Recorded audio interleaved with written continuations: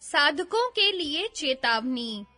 महात्मा मूसा, जो यहूदी धर्म के प्रवर्तक हुए हैं, उनके संबंध में कहा गया है कि होरब पर योग साधन के समय जब उनको प्रथम बार ईश्वर के प्रकाश के दर्शन हुए, तो वे उस तेज को सहन न कर सके। इस रहस्य को उनके शिष्य योग मार्ग से अनभिज्ञ होने के कारण नहीं समझ सके हैं। पहला, कुंडलिनी शक्ति जब सुषुम्ना नाड़ी के अंदर प्रवेश होती है, तब उसकी पहली टक्कर मूलाधार चक्र पर लगती है। इससे उपस्थ इंद्रिय पर दबाव पड़ता है, इसलिए मूल बंध सावधानी से लगाए रहें। दूसरा, उस समय स्थूल जगत से सूक्ष्म जगत में प्रवेश तथा स्थूल शरीर से सारे प्राणों का प्रवाह सुषुम्ना नाड़ी में जाना आरंभ होने लगता है। सारे बाह्य प्राण हाथ पैर आदि से खिंचाव के साथ अंदर जाने लगते हैं। उस समय भयभीत न होना चाहिए, अन्यथा भय की वृत्ति आने के साथ ही प्राण फिर उतर जाएंगे और पछतावा रह जाएगा। तीसरा, विद्युन्मय सूक्ष्म नाड़ियों, चक्रों, तन्मात्राओं तथा तत्वों आदि के प्रकाश इतने अलौकिक होते हैं कि साधकों को प्रथम अवस्था में उनको सहन करना कठिन हो जाता है। इसी प्रकार सूक्ष्म जगत के शब्द भी अपरिचित होने के कारण अति भयानक प्रतीत होते हैं। इसलिए दृष्टा बनकर देखते रहें, अन्यथा भय की वृत्ति आने के साथ ही कुंडलिनी शक्ति जहां पहुंची है, वहीं से फिर लौट जाएगी। चौथा, सूक्ष्म जगत स्थूल जगत से अति विलक्षण है। वहां की सूक्ष्मता और विलक्षणता भी प्रथम अवस्था में भय का कारण बन सकती है, उससे भयभीत न हो। 5, कभी-कभी अप्रिय और भयंकर दृश्य भी सम्मुख आते हैं। वह कुछ हानि नहीं पहुंचा सकते, स्वयं हट जाते हैं, उनसे भय उत्पन्न न हो। 6, भ्रकुटी अथवा ब्रह्मरंध्र में प्राण रुक जाने के पश्चात शवासन से लेटकर ध्यान करने से शरीर के सीधे रहने के कारण प्राणों का प्रवाह कुंडलिनी में खिंच आने और फिर उससे सुषुम्ना नाड़ी में प्रवेश होने में आसन से बैठने की अपेक्षा सुगमता से होता है। परंतु इस तरह लेटकर क्रिया करना स्वास्थ्य के लिए लाभदायक नहीं है। चित्त लेटने की अवस्था में जब मूलाधार चक्र पर सारे प्राणों के वेग की टक्कर लगती है और इसलिए उपस्थ इंद्रिय पर अधिक खिंचाव पड़ता है, उस समय मूल बंध पूरी दृढ़ता के साथ बंधा रहना चाहिए। अन्यथा कमजोर क्षीण शुक्र वालों के लिए वीर्य अथवा मूत्र निकलने की संभावना हो सकती है। 7, ये सब प्रकार के भय उसी समय तक रहते हैं जब तक कुंडलिनी भ्रकुटी तक न पहुंच जाए। आज्ञा चक्र पर स्थिर होने के पश्चात कोई भय नहीं रहता। उस समय सारे सूक्ष्म जगत का ज्ञान प्राप्त हो जाता है। जिस ओर वृत्ति जाती है, उसी का यथार्थ स्वरूप समक्ष आने लगता है। यही वास्तविक समाधि है। जब सहस्त्रार में पहुंचती है, तो सारी वृत्तियों का निरोध होकर असंप्रज्ञात सिद्ध होती है। 8, एक बार कुंडलिनी जागृत हो जाने पर यह न समझना चाहिए कि सर्वदा ऐसा ही होता रहेगा। मन तथा शरीर की स्वस्थ अवस्था, निर्मलता, सूक्ष्मता, विचारों की पवित्रता और वैराग्य का बना रहना अत्यावश्यक है। इनके अभाव में यह कार्य बंद हो सकता है। 9, भ्रकुटी, ब्रह्मरंध्र आदि स्थानों पर प्राणों के ठहर जाने को कुंडलिनी जागृत हो जाना न समझना चाहिए, किंतु सारे प्राणों का प्रवाह जब स्थूल शरीर से सुषुम्ना नाड़ी में आ जाए और स्थूल शरीर तथा स्थूल जगत से बेसुध होकर सूक्ष्म शरीर तथा सूक्ष्म जगत में प्रवेश हो जाए, तो कुंडलिनी शक्ति का जागृत होना समझना चाहिए। 10, मांस भक्षण करने वाले तो योग मार्ग के अधिकारी हो ही नहीं सकते। इसलिए मांस तो सदा अभक्ष्य ही है। मादक पदार्थ, शराब, भंग, सुल्फा, सिगरेट, बीड़ी आदि, लाल मिर्च, खटाई, तेल, गरिष्ठ, वादी, कोष्ठबद्धता करने वाले और कफवर्धक तथा तीक्ष्ण पदार्थों का सेवन न करें। ध्यान तथा प्राण के उत्थान से उत्पन्न होने वाली खुश्की और गर्मी को दूर करने के लिए दही, छाछ और मट्ठे का सेवन कदापि न करें। इससे वायु आदि के कई रोग उत्पन्न हो जाते हैं। ऐसी अवस्था में घृत, बादाम का छौंका तथा मीठे बादाम का रोगन और दूध लाभदायक होता है। 11 मैथुन, कुसंग, क्रोध, शोक, भय आदि उत्पन्न करने वाली बातें तथा अधिक शारीरिक परिश्रम वाले कार्यों से इन दिनों बचे रहें। 12 आहार सूक्ष्म, सात्विक, स्निग्ध पदार्थ, दाल, मूंग, सब्जी, लौकी, पपीता आदि, दूध, घी एवं मीठे स्वास्थ्यवर्धक फल, मेवे का रहना चाहिए। 13 शरीर का शोधन वस्ती से होता रहे, आंतों में मल न रहने पावे, न कब्जी रहे, धोती नेति भी होती रहे तो अच्छा है। किसी रेचक औषधि, इत्री फल, त्रिफला, त्रिकुटा आदि का सेवन अच्छा है। 14 कुपथ्य करने से प्रमेह, वायु विकार, शरीर कंपन आदि रोगों में ग्रस्त हो जाने का भय है। 15 शारीरिक ब्रह्मचर्य के समान मानसिक तथा आध्यात्मिक ब्रह्मचर्य अति आवश्यक है, अर्थात आध्यात्मिक शक्तियों का शारीरिक कामों में प्रयोग तथा अपने अनुभवों को दूसरे पर प्रकट न करना चाहिए, अन्यथा शक्तियों के खोए जाने की संभावना है। 16 इस मार्ग में आडंबर, बनावट से बचते हुए अपनी शक्तियों तथा अनुभवों को छिपाए हुए साधारणावस्था में रहना कल्याणकारी है। इसी संबंध में बतलाया गया है, य न संतम न चा संतम न श्रुतम न बहुश्रुतम न सुवृतम न दुवृतम वेद कश्चित स ब्राह्मणः गूढ़ धर्माश्रितो विद्वान ज्ञात चरितम चरेत अंध वज्जड वचापी मूकवच्च मही चरेत। जिसको कोई संत या असंत, अश्रुत या बहुश्रुत, सुवृत या दुवृत नहीं जानता, वह ब्रह्मनिष्ठ योगी है। गूढ़ धर्म का पालन करता हुआ विद्वान योगी दूसरों से अज्ञात चरित रहे, अंधे के समान, जड़ के समान और मूक के समान पृथ्वी पर विचरण करें। 17 5 में बतलाए हुए दृश्य ध्यान की निचली प्रकाश रहित अवस्था में ही सामने आते हैं और अधिकतर अपना कोई वास्तविक अस्तित्व नहीं रखते हैं। मन की एकाग्रता में अपने ही पिछले संस्कार वृत्ति रूप से उदय हो जाते हैं।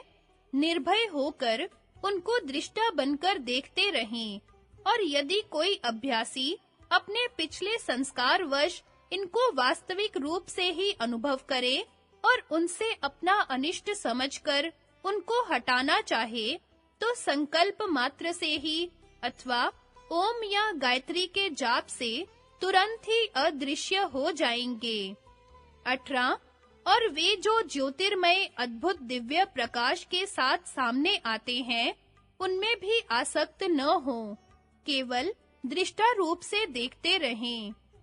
वे भी अधिकतर अपने ही सात्विक संस्कार होते हैं, जो चित्त की प्रकाशमयी अवस्था में वृत्ति रूप से उदय होते हैं, तथा ब्रह्म लोक तक जो सात्विक संसार है, वह भी चित्त की वृत्ति रूप से ही दृष्टा के सामने आता है।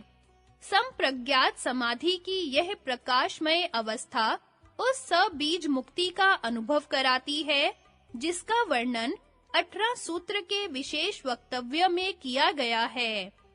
19 योग की शक्तियों को सांसारिक व्यवहार की बातों में प्रयोग करना अहितकर है। इस संबंध में एक साधक ने जो अपनी प्रारंभिक अवस्था का अनुभव बतलाया है, उसको अन्य साधकों के हितार्थ लिखते हैं। एक अभ्यासी ने बतलाया कि बड़े तप और साधन के पश्चात जब उसको किसी एक आसन से 6-7 घंटे बैठने का अभ्यास हो गया और प्राण भी किसी विशेष स्थान पर उतनी देर तक स्थिर होने लगे, तब गुरु कृपा और ईश्वर अनुग्रह से एक रात 2 बजे के समय कुंडलिनी जागृत हुई। उस दिन से लगभग 2 बजे रात के, चाहे वह जागता हो, सोता हो, बैठा हो या भजन कर रहा हो, स्वयं में विचित्र सनसनाहट के शब्दों के साथ उसके शरीर के सारे स्थूल प्राण सुषुम्ना नाड़ी में प्रवेश कर जाते और इस स्थूल शरीर से परे होकर सूक्ष्म जगत के नाना प्रकार के अनुभवों को वह ग्रहण करने लगता। कुछ दिनों तक इसी प्रकार से कार्यक्रम चलता रहा। उसने पाश्चात्य स्पिरिचुअलिज्म की बातों में सुन रखा था कि सब मृतक आत्माओं से बातचीत हो सकती है। उसका एक संबंधी, जिसके प्रति उसका मोह था, कुछ समय पूर्व मर चुका था। एक दिन उसने संकल्प किया कि आज रात अपने निश्चित समय पर उसको देखेंगे कि वह कहाँ है। ठीक रात के 2 बजे के पश्चात जब सूक्ष्म जगत के अनुभव का कार्य आरंभ हुआ, तो उसके समक्ष एक गर्भ आया। पूछने पर अपमान और घृणा के साथ बतलाया गया कि यह वह व्यक्ति है जिसको तुम देखना चाहते हो। इस गर्भ रूप में अमुक घर और अमुक स्थान में है। यह सब बातें कई मास के पश्चात ठीक निकली, किंतु उसी दिन से उस साधक का वह कार्य बंद हो गया और वह 2 वर्ष तक कई घृणित रोगों में ग्रस्त रहा, जिनके कारण अभ्यास पर बैठना असंभव हो गया। अंत में रान पर गांठ वाले फोड़े निकलने आरंभ हुए। जब 5वां फोड़ा निकल रहा था, तब एक दिन उसको अपनी इस अधोगति की अवस्था पर अत्यंत शोक और दुख हुआ। उस रात दोनों हाथों को नीचे की ओर सीधा करके दीवार का सहारा लेकर यह निश्चय कर लिया कि पिछली अवस्था को प्राप्त किए बिना न उठेगा। अधिक समय बीतने के पश्चात उस अवस्था में प्रकाश के साथ एक आवाज आई, कल आएंगे। उसने उत्तर दिया, नहीं, आज ही आना पड़ेगा। थोड़ी देर के पश्चात उस प्रकाश में एक और अत्यंत दिव्य प्रकाश के साथ एक विशाल दिव्य प्रकाशमय आकृति उसके समक्ष आई। उस समय की सारी बातें वह साधक बतलाना नहीं चाहता, किंतु उस सारी रात तथा उसके पश्चात कई दिन तक सुरीले मनोरंजक वेदों के मंत्र सुनाई देते रहे। उस दिन से उसका कार्य फिर पूर्ववत आरंभ हो गया, किंतु यह उससे कुछ विचित्र रूप का था। इसमें पिछली जैसी मनोरंजकता और आकर्षण तो न था, किंतु उससे अधिक आध्यात्मिकता की ओर ले जाने वाला था। संभव है कि पिछले अनुभवों की सूक्ष्मता को अधिक समय तक सहन करने योग्य उसका स्थूल शरीर न हो और उसको कुछ विशेष भोगों को भोगना और विशेष कार्यों को करना हो। ईश्वर की ओर से जो कुछ भी होता है, वह मनुष्य के कल्याण के ही लिए होता है, किंतु हमारा उद्देश्य केवल इतना बता देना है कि इन शक्तियों का सांसारिक कार्यों में प्रयोग न करना चाहिए। अपने अनुभवों को दूसरों पर प्रकट करने में जहां अपनी इन शक्तियों का हास होना तथा अभिमान और अहंकार का होना है, वहां दूसरों के लिए भी अहितकर है। योग की रहस्यपूर्ण बातों को साधारण लोग समझने में असमर्थ होते हैं। परिणाम रूप कुछ अंधविश्वासी बनकर धोखा खाते हैं और कुछ पाखंड रचकर सीधे सच्चे लोगों को धोखा देते हैं। परस्पर भी एक दूसरे को अनुभव बताने में राग द्वेष, असंतोष और अभिमान की वृत्तियां उदय होकर साधना में विघ्नकारी होती हैं। संगति अब चित्त स्थिति का दूसरा उपाय बतलाते हैं। विषयवती वा प्रवृत्ति रुत्पन्ना मनसः स्थिति निबंधनी। शब्दार्थ: विषयवती बराबर विषयों वाली, वा बराबर अथवा, प्रवृत्ति बराबर प्रवृत्ति, उत्पन्ना बराबर उत्पन्न हुई, मनसः बराबर मन की, स्थिति निबंधनी बराबर स्थिति को बांधने वाली होती है।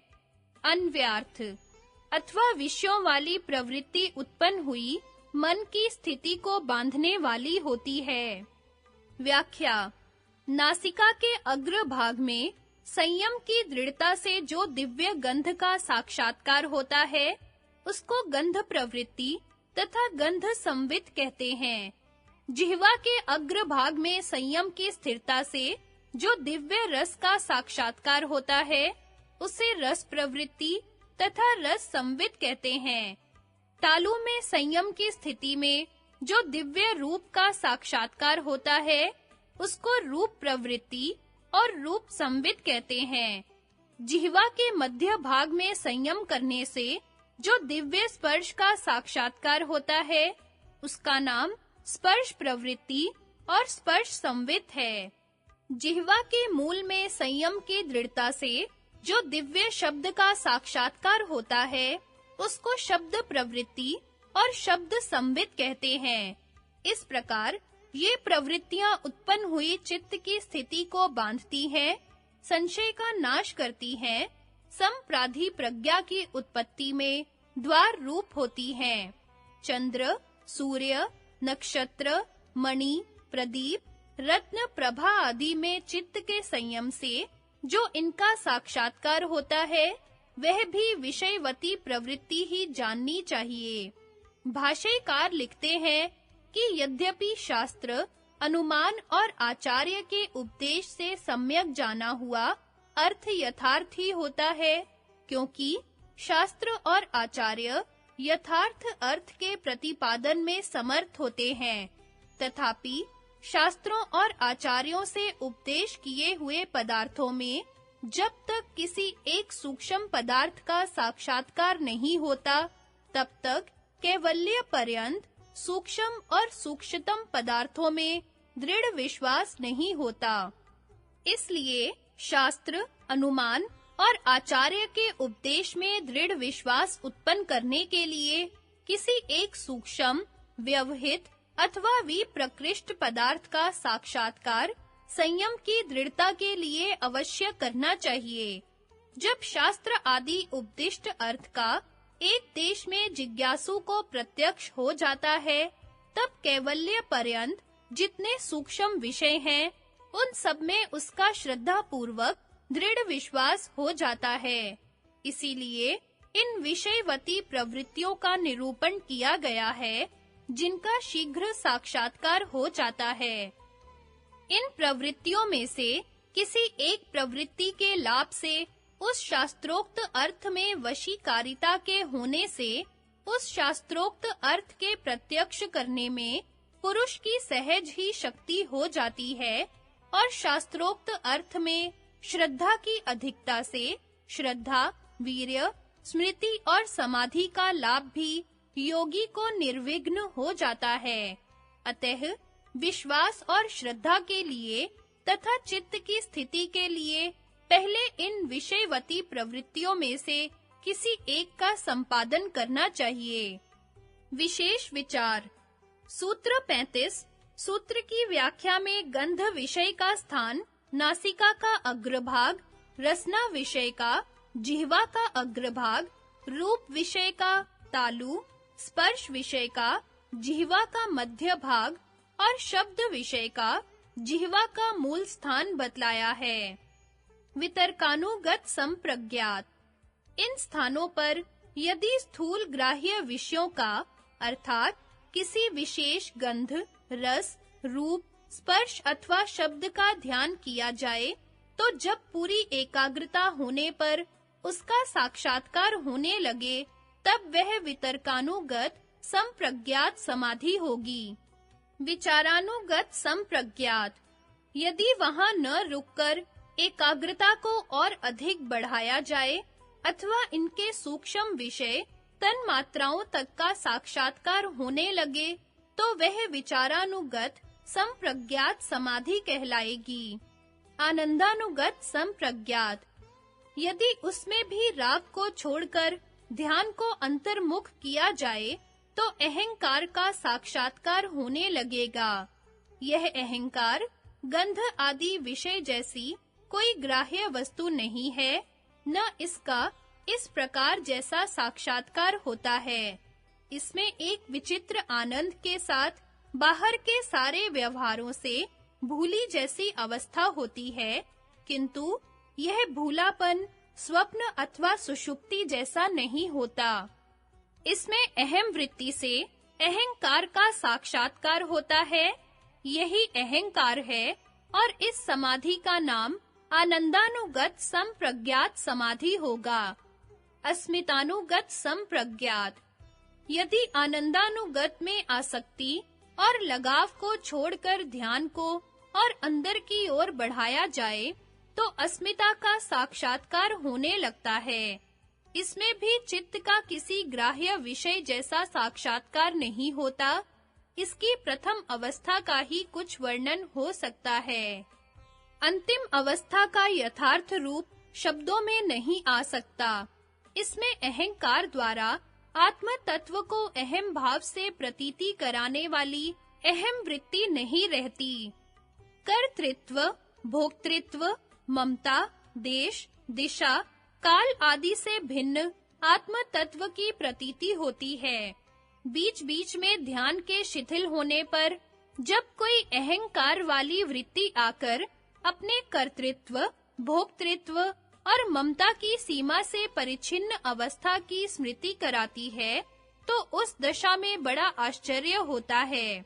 इसकी उच्चतम अवस्था विवेक ख्याति है, जिसमें चित्त से भिन्न आत्मा का साक्षात्कार होता है, किंतु यह चित्त द्वारा आत्म साक्षात्कार वास्तविक नहीं है। इसमें भी राग और आसक्ति के छूटने पर, अंदर की ओर घुसने पर, जब यह वृत्ति भी न रहे, तब सब वृत्तियों के निरोध होने पर स्वरूपावस्थिति होती है।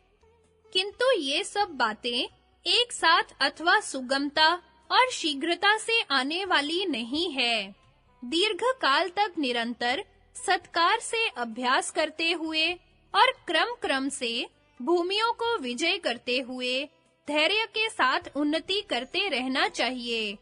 अधिकारी पाठकों की जानकारी के लिए यह भी बता देना आवश्यक है कि संप्रज्ञात की सिद्धि के लिए भ्रकुटी और असंप्रज्ञात की सिद्धि के लिए ब्रह्मरंध्र ध्यान के लिए सबसे उत्तम स्थान है। किंतु अभ्यास के लिए आरंभ में अंदर से इन स्थानों का अनुमान द्वारा पता लगाना कठिन होता है। यदि रूप विषय का स्थान जो तालु है, उसके समक्ष अंदर से ध्यान किया जाए, तो ध्यान स्वयं भ्रकुटी तक पहुंच जाता है। इसी प्रकार जिह्वा मूल जो शब्द विषय का स्थान है, वहां से तालु की ओर ऊपर को ध्यान किया जाए, तो ध्यान ब्रह्मरंध्र तक स्वयं पहुंच जाता है। ध्यान के लिए तालु को भ्रकुटी का द्वार और जिह्वा मूल अथवा छोटी जिह्वा को ब्रह्मरंध्र का द्वार समझना चाहिए। कहीं-कहीं जिह्वा मूल से ऊपर तालु मूल को एक ललना चक्र का स्थान बतलाया है। संगति चित्त स्थिति का विशोका ज्योतिषमती प्रवृत्ति तीसरा उपाय अगले सूत्र में बतलाते हैं। विशोका वा ज्योतिषमती शब्दार्थ विशोका बराबर शोक रहित, वा बराबर अथवा ज्योतिषमती बराबर प्रकाश वाली। अन्व्यार्थ अथवा शोक रहित प्रकाश वाली प्रवृत्ति उत्पन्न हुई मन की स्थिति को बांधने वाली होती है।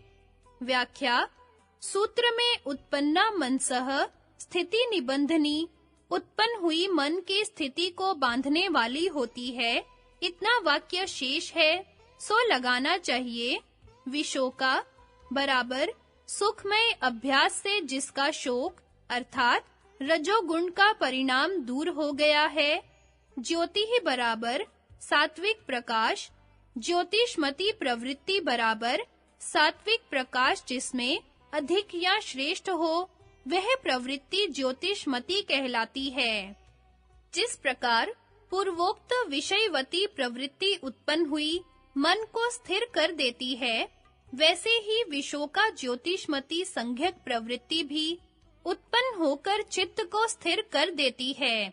जैसे विषयवती प्रवृत्ति के नासिका अग्रभाग, जिह्वा अग्रभाग आदि 5 विशेष स्थान है, जहां मन को स्थिर किया जाता है, वैसे ही विशोका ज्योतिष्मती प्रवृत्ति के भी सुषुम्ना नाड़ी में विद्यमान मणिपूरक, अनाहत, आज्ञा आदि 7 पद्म अर्थात 7 चक्र विशेष स्थान है, जहां चित्त को स्थिर करना होता है।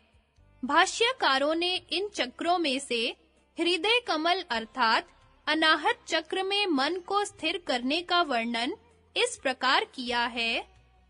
हृदय कमल में धारण करने से जो बुद्धि संवित होती है, उसमें स्थिति की दृढ़ता से प्रवृत्ति सूर्य, चंद्र, मणि और प्रभा रूपाकार से विकल्पित होती है।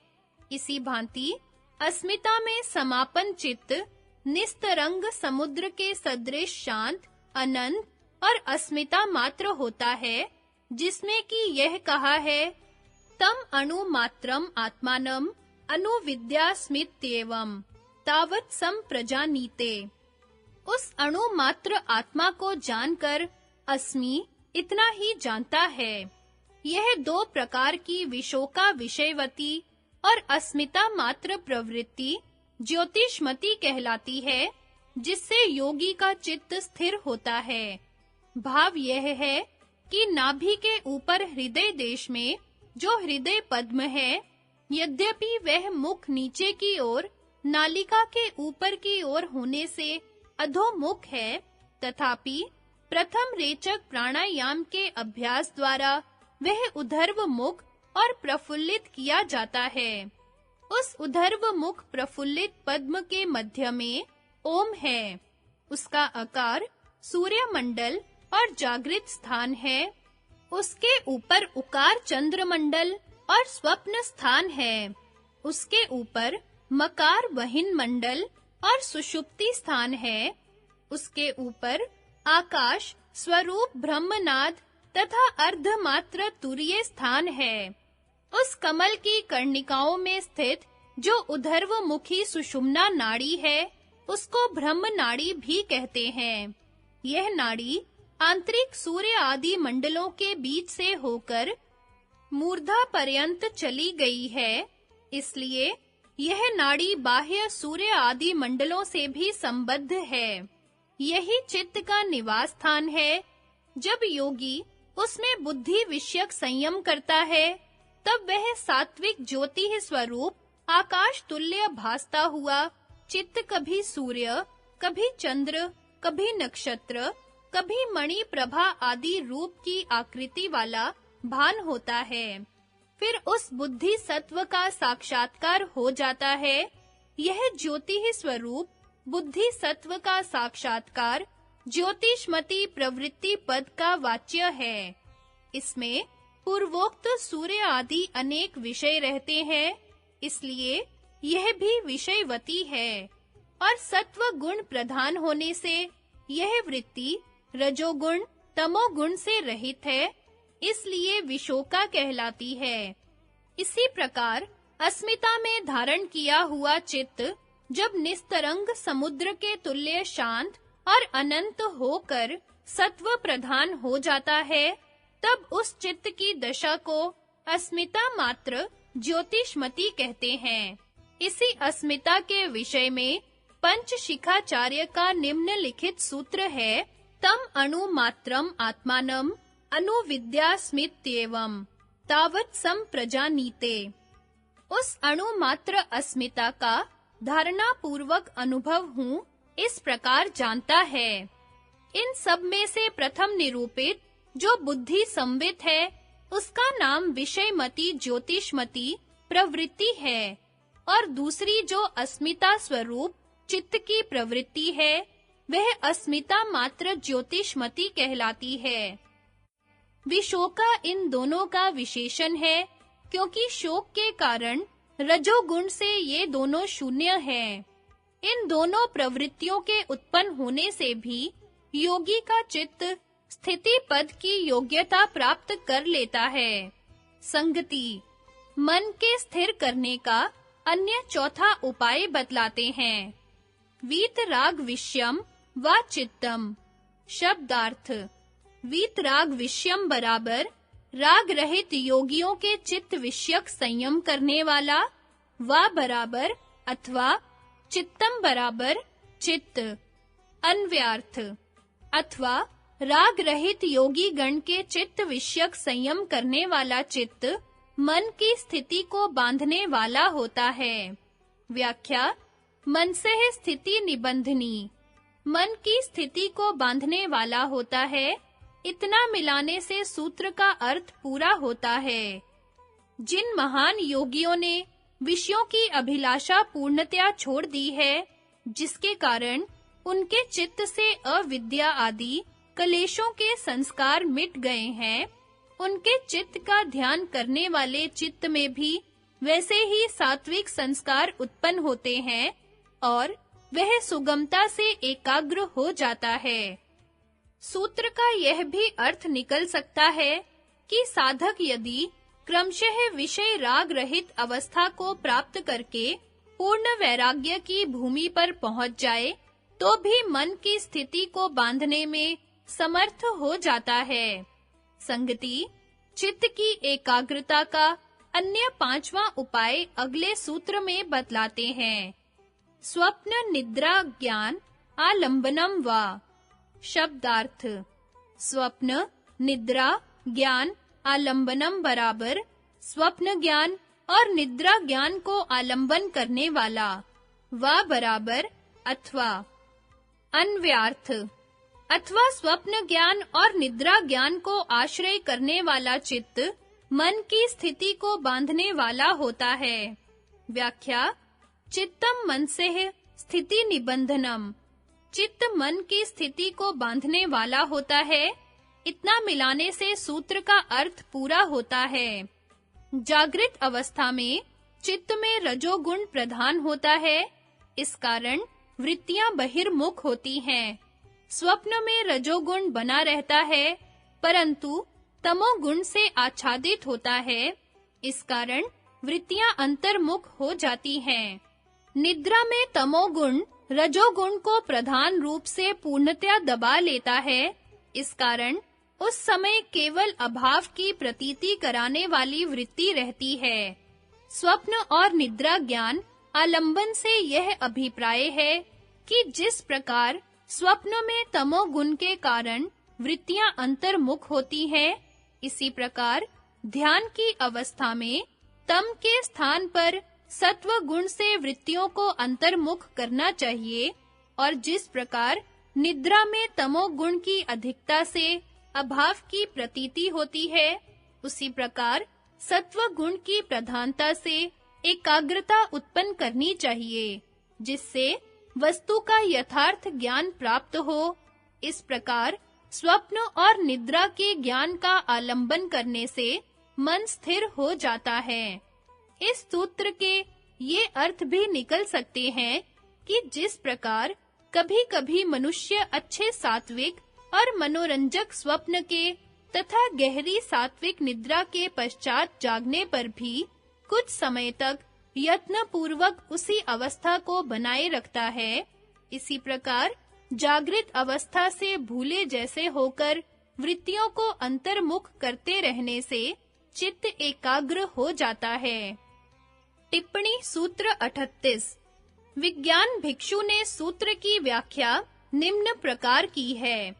स्वप्न रूप जो ज्ञान उस आलंबन वाला चित्त अर्थात प्रपंच ज्ञान में स्वप्न दृष्टि वाला चित्त, जैसा कि कहा है, दीर्घ स्वप्नम प्रमिमम विधिम दीर्घम वा चित्त विभ्रमम। इस प्रपंच को लंबा स्वप्न जानो या लंबा चित्त का भ्रम समझो। यह दृष्टि काम दुघत्व आदि गुणों से वाणी में धेनु दृष्टि के समान है। क्षण भंगुर आदि गुणों से जागृत ज्ञान में दृष्टि रूप है। यह भी वैराग्य द्वारा चित्त की स्थिरता का कारण है। यह आशय है, निद्रा रूप ज्ञान ही है आलंबन, जिसका वह निद्रा ज्ञान आलंबन चित्त स्थिर हो जाता है। विस्मृत रूप सब जीवों में सुषुप्ति दृष्टि वाला चित्त स्थिर हो जाता है, जैसा कि कहा है, ब्रह्माद्यम स्थावरांतम च प्रसुप्तम यस्य मायाया तस्य विष्णोः प्रसादेन यदि कश्चित् प्रमुच्यते चराचरं लय इव प्रसुप्तमिह पश्यताम किम मृषा व्यवहारेषु न विरक्तम भवेन मनः। ब्रह्मा से लेकर स्थावर पर्यंत जिसकी माया से प्रसुप्त है, उस विष्णु की कृपा से ही कोई मुक्त होता है। यहाँ इस चराचर को लय की भांति प्रसुप्त देखने वाले पुरुष का मन मिथ्या व्यवहार में विरक्त क्यों ना हो, अर्थात अवश्य हो जाता है। संगति, मनुष्यों की रुचियां भिन्न-भिन्न होने से जिस वस्तु में जिसकी अधिक रुचि हो, उसी का वह ध्यान करे। अगले सूत्र में यह बतलाकर प्रवृत्ति के प्रकरण को समाप्त करते हैं। यथाभिमत ध्यानाद्वा। शब्दार्थ: यथा अभिमत ध्यानात् बराबर जिसको जो अभिमत हो उसके ध्यान से, वा बराबर अथवा। अन्व्यार्थ: अथवा जो जिसको अभिमत हो उसके ध्यान से मन की स्थिति बंध जाती है। व्याख्या: मनुष्यों की भिन्न-भिन्न रुचियां होती हैं। इस कारण जिसकी जिसमें शास्त्रीय मर्यादा अनुसार सात्विक श्रद्धा हो, उसमें ध्यान लगाने से चित्त एकाग्र हो जाता है। इस प्रकार जब चित्त में एकाग्रता की योग्यता प्राप्त हो जाए, तो उसको जहां चाहे लगा सकते हैं। संगति, चित्त के एकाग्र करने के उपाय बतलाकर अगले सूत्र में उनका फल बतलाते हैं। परमाणु परम महत्वान्तो अस्य वशीकारः। शब्दार्थ: परमाणु परम महत्व अंतः बराबर परमाणु और परम महत्व पदार्थों पर्यंत। अस्य बराबर पूर्वोक्त उपायों से स्थित हुए चित्त का वशीकारः बराबर वशीकार हो जाता है। अन्व्यार्थ: पूर्वोक्त उपायों से स्थित हुए चित्त का सूक्ष्म पदार्थों में परमाणु पर्यंत और महान पदार्थों में परम महान पर्यंत वशीकार हो जाता है। व्याख्या: जब ऊपर बतलाए हुए उपायों से चित्त में एकाग्र होने की योग्यता प्राप्त हो जाती है, तब वह पूर्णतया वश में हो जाता है और छोटे से छोटे तथा बड़े से बड़े विषय में बिना रुकावट के लगाया जा सकता है। फिर अन्य किसी उपाय की आवश्यकता नहीं रहती। सूक्ष्म विषयों की अवधि परमाणु है और बृहत विषयों की अवधि आकाश है। जब इन दोनों में चित्त स्थित हो जाता है, तब स्थिरता चित्त के वशीभूत हो जाती है, अर्थात इच्छानुसार चित्त को स्थिर किया जा सकता है। इस प्रकार दोनों कोटियों में जाते हुए चित्त का जो रुकावट का न होना है, वह चित्त का परम वशीकार कहलाता है। इस वशीकार से परिपूर्ण हुआ योगी का चित्त उन्हें किसी अन्य अभ्यास साध्य स्थिति उपाय की अपेक्षा नहीं रखता। संगति, इस प्रकार इन उपायों द्वारा संस्कृत हुए चित्त की किस स्वरूप वाली, किस विषय वाली और कैसी समाप्ति होती है, यह बतलाते हैं। क्षीण वृत्तेर भिजा तस्येव मणे ग्रहित्र ग्रहण ग्राहेषु ततस्त तद अजंता समापतिः। शब्दार्थ: क्षीण वृत्तेः बराबर जिसकी राजस तामस वृत्तियां क्षीण हो गई है। अभिजातस्य मणेः इव बराबर उत्तम जाति स्फटिक मणि के समान। ग्रहित्र बराबर अस्मिता। ग्रहण बराबर इंद्रिये। ग्राह्येषु बराबर स्थूल भूत आदि पदार्थ तथा तन्मात्रा तक सूक्ष्म विषयों में। तटस्थ बराबर एकाग्र स्थित होकर तदंजनता बराबर उन्हीं के स्वरूप को प्राप्त हो जाना।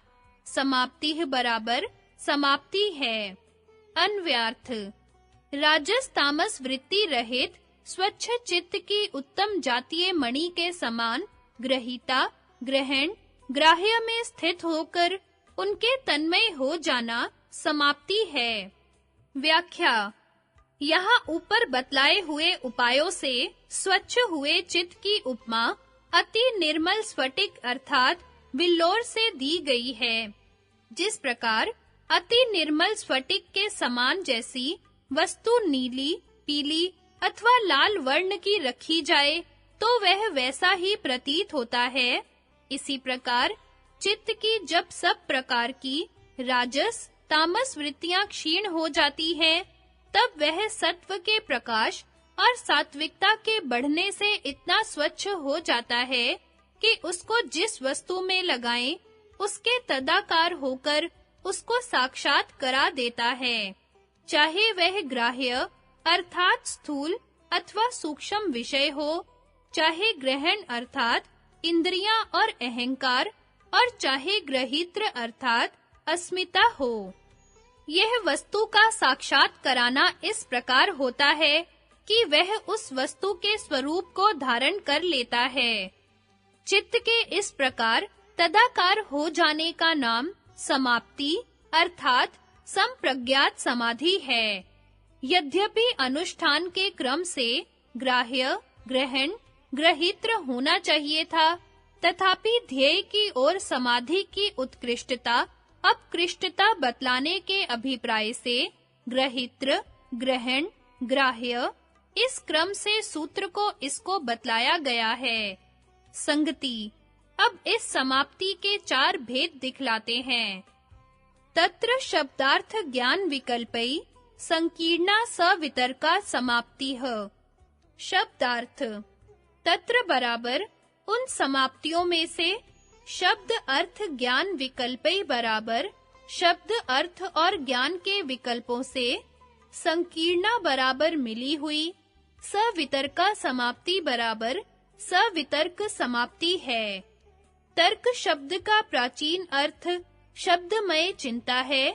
वितर्क बराबर विशेष तर्क। जिस समाधि प्रज्ञा में वितर्क रहता है वह सवितर्का समाप्ति है। अन्व्यार्थ उन समाप्तियों में से शब्द अर्थ और ज्ञान के विकल्पों से मिली हुई इन तीनों भिन्न-भिन्न पदार्थों का अभेद रूप से जिसमें भान होता है सवितर्क समाप्ति होती है। व्याख्या शब्द जो कर्णेंद्रिय से ग्रहण किया जा सके अथवा अर्थों के विशेष योजना रूप हो, जैसे गौ। अर्थ जाति आदि जैसे गौ, 4 पाद, 2 सींग, सासना और पुच्छ वाला पशु विशेष। ज्ञान इन शब्द और अर्थ दोनों का प्रकाश करने वाली सत्व प्रधान बुद्धि वृत्ति जो शब्द गौ और उसके अर्थ गौ को मिलाकर बतलाती है कि जो गौ शब्द है उसी का यह गौ पशु विशेष अर्थ है। ये तीनों भिन्न है, परंतु निरंतर अभ्यास के कारण मिले हुए प्रतीत होते हैं। जब गौ में चित्त को एकाग्र किया जाए, तब समाधिस्थ चित्त में गौ अर्थ, गौ शब्द और गौ ज्ञान के भेदों से वह मिला हुआ भासे, अर्थात जब इन तीनों में तदाकार रहे, तब उस समाप्ति को सवितर्क समाप्ति कहेंगे। इसी को सविकल्प भी कहते हैं, क्योंकि इसमें शब्द, अर्थ और ज्ञान इन तीनों का विकल्प बना रहता है। जब शब्द और ज्ञान का विकल्प जाता रहे और केवल गौ अर्थ ही चित्त में भासता रहे, तब वह निवितर्क समाप्ति कहलाती है। इसको विस्तार रूप से यूं समझना चाहिए कि गौ ऐसा कहने से गौ अर्थ, गौ शब्द और गौ ज्ञान तीनों अभिन्न भान होते हैं। इनमें यद्यपि उदात, अनुदात आदि धर्म वाला गौ शब्द भिन्न है। गौ शब्द का अर्थ सासना, श्रृंग, पुच्छ आदि धर्म वाला पशु विशेष भिन्न है और गौ शब्द से जो ज्ञान होता है वह प्रकाश आदि धर्म वाला ज्ञान भी भिन्न है। इसी प्रकार घटपट आदि शब्द, अर्थ और ज्ञान भिन्न-भिन्न ही होते हैं, तथापि शब्द, अर्थ और ज्ञान का अभेद सा भान होता है। इसलिए असत्य अभेद विषयक होने से यह भान विकल्प रूप ही है। जैसे कि गौ यह शब्द है, यह एक विकल्प है। यह विकल्प गौ इस अंश से ग्रहित हुए अर्थ का और ज्ञान का शब्द से अभेद विषयक है। इसी प्रकार गौ यह अर्थ है, यह दूसरा विकल्प है। ऐसे ही गौ यह ज्ञान है, यह तीसरा विकल्प है। यह विकल्प गौ इस अंश से ग्रहित हुए शब्द का और अर्थ का ज्ञान से अभेद विषयक है। भाव यह है कि शब्द, अर्थ और ज्ञान ये तीनों परस्पर भिन्न-भिन्न हैं, परंतु शब्द संकेत की स्मृति से एक का ज्ञान होने से दूसरे दोनों का भी साथ ही भान होता है। इससे शब्द ज्ञान पूर्वक इस शब्द, अर्थ, ज्ञान के असत्य अभेद विषयक होने से यह ज्ञान विकल्प रूप है। इसलिए संकेत स्मृति पूर्वक स्थूलभूत अर्थ या भौतिक पदार्थ में समाहित योगी के जो शब्द, अर्थ और ज्ञान के विकल्प से मिश्रित समाधि होती है, वह सवितर्क समाप्ति है। और जब शब्द संकेत की स्मृति के परित्याग पूर्वक कार्य रूप आगम और अनुमान रूप विकल्प से रहित जिस समाधि अवस्था में स्थूलभूत या भौतिक रूप अर्थ मात्र का ही भान होता है, वह निवितर्क समाप्ति कहलाती है। संकेत स्मृति पूर्वक सवितर्क समाधि अवस्था में जो शब्द से और ज्ञान से मिश्रित स्थूलभूत अथवा भौतिक पदार्थों का प्रत्यक्ष ज्ञान होता है, उसको विकल्प होने से अप्रत्यक्ष ही कहना चाहिए, क्योंकि शब्द संकेत का स्मृति पूर्वक जो ज्ञान होता है, वह विकल्प रूप ही होता है। संकेत स्मृति के परित्याग पूर्वक निवितर्क समाप्ति अवस्था में शब्द से और ज्ञान से रहित जो अर्थ मात्र का प्रत्यक्ष होता है, उसको पर प्रत्यक्ष कहते हैं। वह पर प्रत्यक्ष आगम ज्ञान का और अनुमान ज्ञान का बीज है, क्योंकि इस पर प्रत्यक्ष के बल से ही योगी जन उपदेश करते हैं और उपदिष्ट अर्थ का अनुमान द्वारा निश्चय कराते हैं। जैसे महर्षि कपिल, भगवान पतंजलि, याज्ञवल्क्य आदि योगीश्वरों ने उसी पर प्रत्यक्ष के बल से शब्द संकेत के बोधन द्वारा शास्त्र स्मृति आदि रूप प्रथम उपदेश दिया था। इसलिए महर्षि कपिल आदि योगी जनों का वह पर प्रत्यक्ष संकेत बोधन द्वारा आगम ज्ञान का और अनुमान ज्ञान का कारण है। अर्थात उस पर प्रत्यक्ष से आगम और अनुमान ज्ञान उत्पन्न होते हैं। आगम और अनुमान ज्ञान के पश्चात पर प्रत्यक्ष नहीं होता, किंतु उसके आश्रित आगम और अनुमान होता है। इसलिए योगी को निवितर्क समाधि से उत्पन्न हुआ पर प्रत्यक्ष ज्ञान दूसरे प्रमाणों से असंबद्ध होता है। संगति इस निवितर्क समाप्ति का लक्षण अगले सूत्र में बतलाते हैं। स्मृति परिशुद्धौ स्वरूप शून्यवार्थ मात्र निर्भासा निवितर्का। शब्दार्थ स्मृति परिशुद्धौ बराबर स्मृति के शुद्ध हो जाने पर, स्वरूप शून्य इव बराबर स्वरूप से शून्य जैसी, अर्थ मात्र निर्भासा बराबर अर्थ मात्र सी भासने वाली, निर्वितर्का बराबर निर्वितर्क समाप्ति है। अन्व्यार्थ स्मृति के शुद्ध हो जाने पर अर्थ मात्र सी भासने वाली अपने रूप से रहित निर्वितर्क समाप्ति है। व्याख्या स्वरूप शून्य इव में इव शब्द से यह बतलाया है कि चित्त अपने ग्रहणात्मक स्वरूप से नितांत शून्य नहीं हो जाता है, क्योंकि ऐसा होने पर अपने ग्राह्य अर्थ के स्वरूप की धारणा नहीं कर सकता। वह अर्थ के ग्राह्य मात्र स्वरूप में इतना तदाकार हो जाता है कि अपने ग्रहणात्मक स्वरूप से शून्य जैसा प्रतीत होता है। सवितर्क समाप्ति में चित्त में शब्द, अर्थ और ज्ञान तीनों भासते रहते हैं, अर्थात चित्त इन तीनों में तदाकार रहता है। जितनी एकाग्रता बढ़ती जाती है, उतनी ही बाह्य वृत्ति अंतर्मुख होती जाती है। जब एकाग्रता इतनी सीमा तक पहुंच जाए कि शब्द और उस शब्द के अर्थ के संबंध से जो ज्ञान उत्पन्न होता है, इन दोनों की स्मृति भी न रहे और चित्त अपने ग्रहणात्मक स्वरूप से शून्य जैसा होकर उस बाह्य वस्तु के जिसमें वह लगाया गया है, शब्द और ज्ञान से निखरे हुए केवल अपने निजी अर्थ मात्र स्वरूप को साक्षात करावे, अर्थात शब्द और ज्ञान को छोड़कर केवल ध्येय वस्तु के तदाकार हो जाए, तो उस समाप्ति को निर्वितर्क समाप्ति कहते हैं। इसी का निर्विकल्प नाम भी है, क्योंकि इसमें शब्द और ज्ञान का विकल्प नहीं रहता। सूत्र 42 में बतला आए हैं कि तर्क शब्द का प्राचीन अर्थ शब्दमय चिंता है, वितर्क बराबर विशेष तर्क। और सूत्र 9 में विकल्पों के भेद में अभेद और अभेद में भेद ज्ञान कराने वाली वृत्ति बतलाया गया है। जब चित्त अर्थ गौ के साथ शब्द गौ और ज्ञान गौ में भी तदाकार हो रहा हो, तब चित्त 3 आकार वाला होगा और अर्थ गौ को पूर्ण रूप से न दर्शा सकेगा।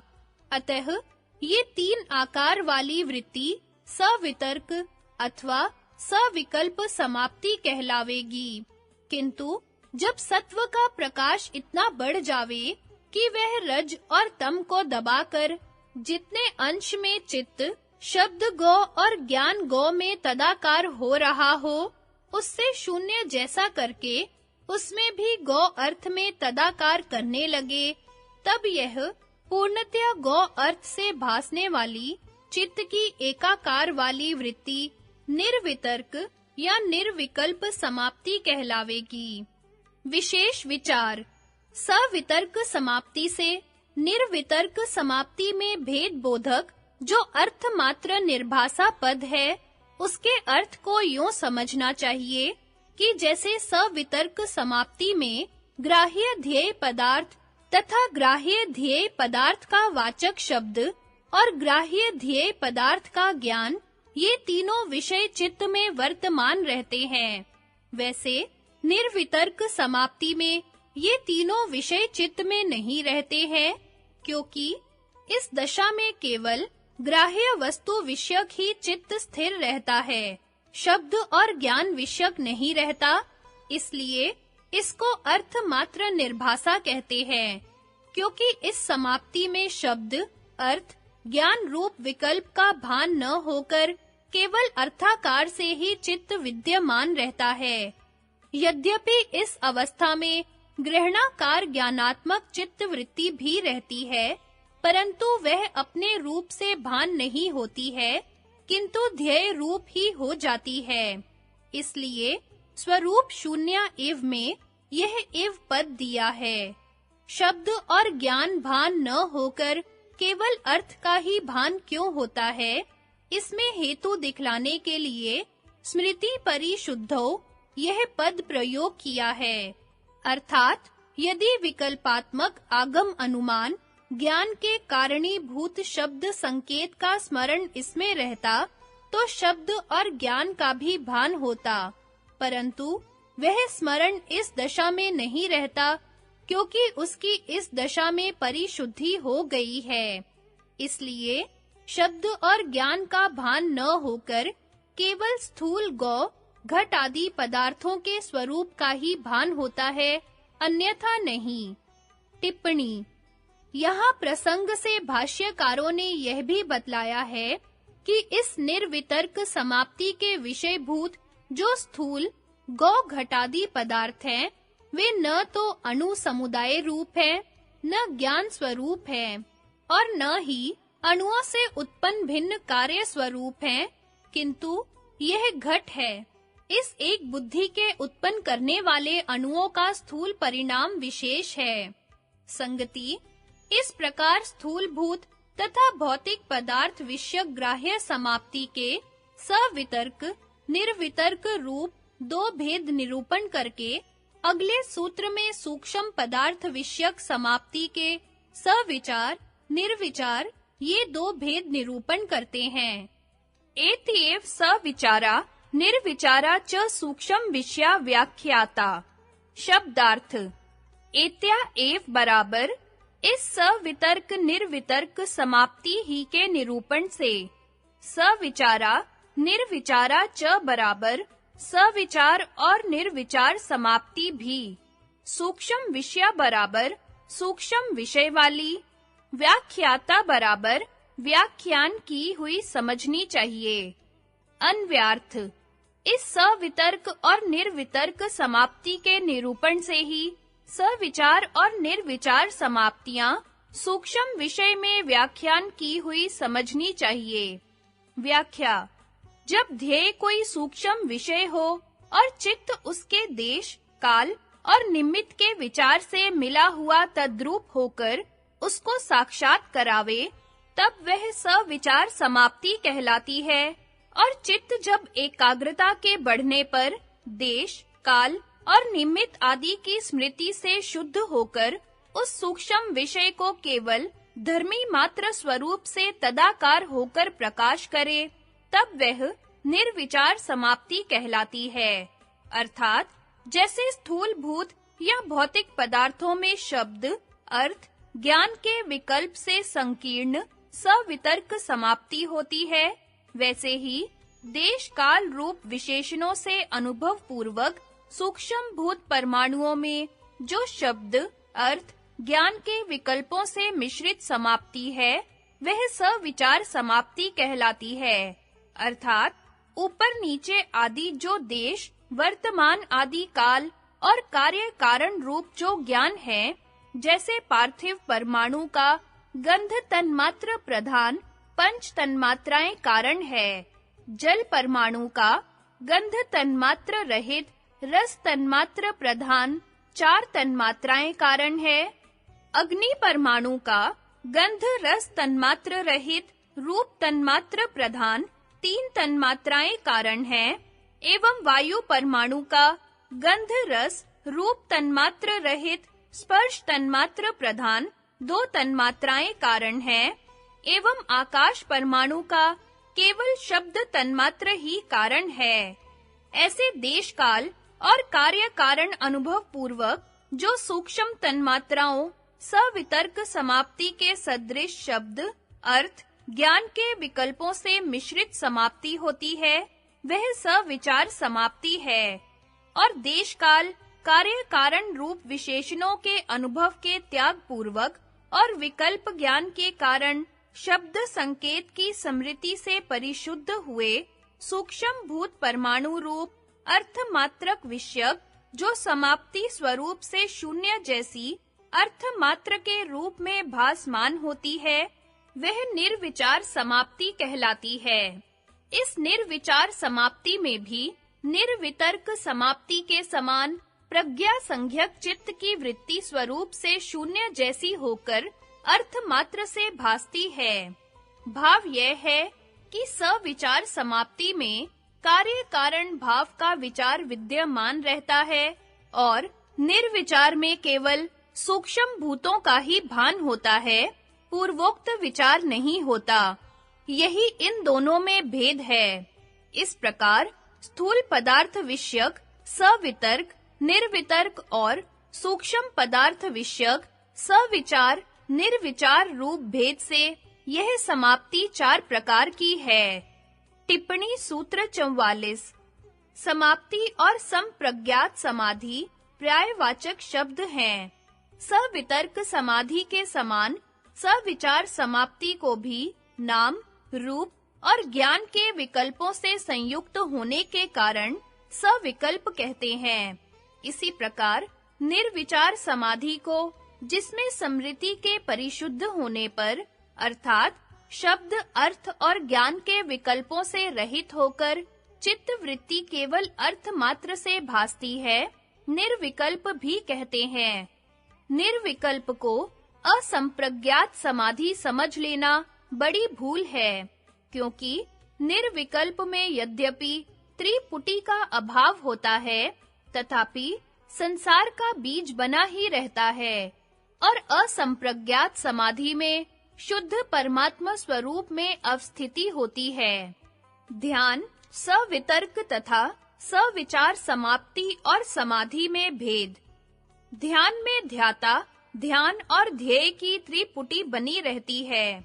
सवितर्क और सविचार समाप्ति में केवल ध्यान विषयक ही शब्द, अर्थ और ज्ञान से मिला हुआ विकल्प रहता है। समाधि में केवल ध्येय का स्वरूप मात्र ही रह जाता है।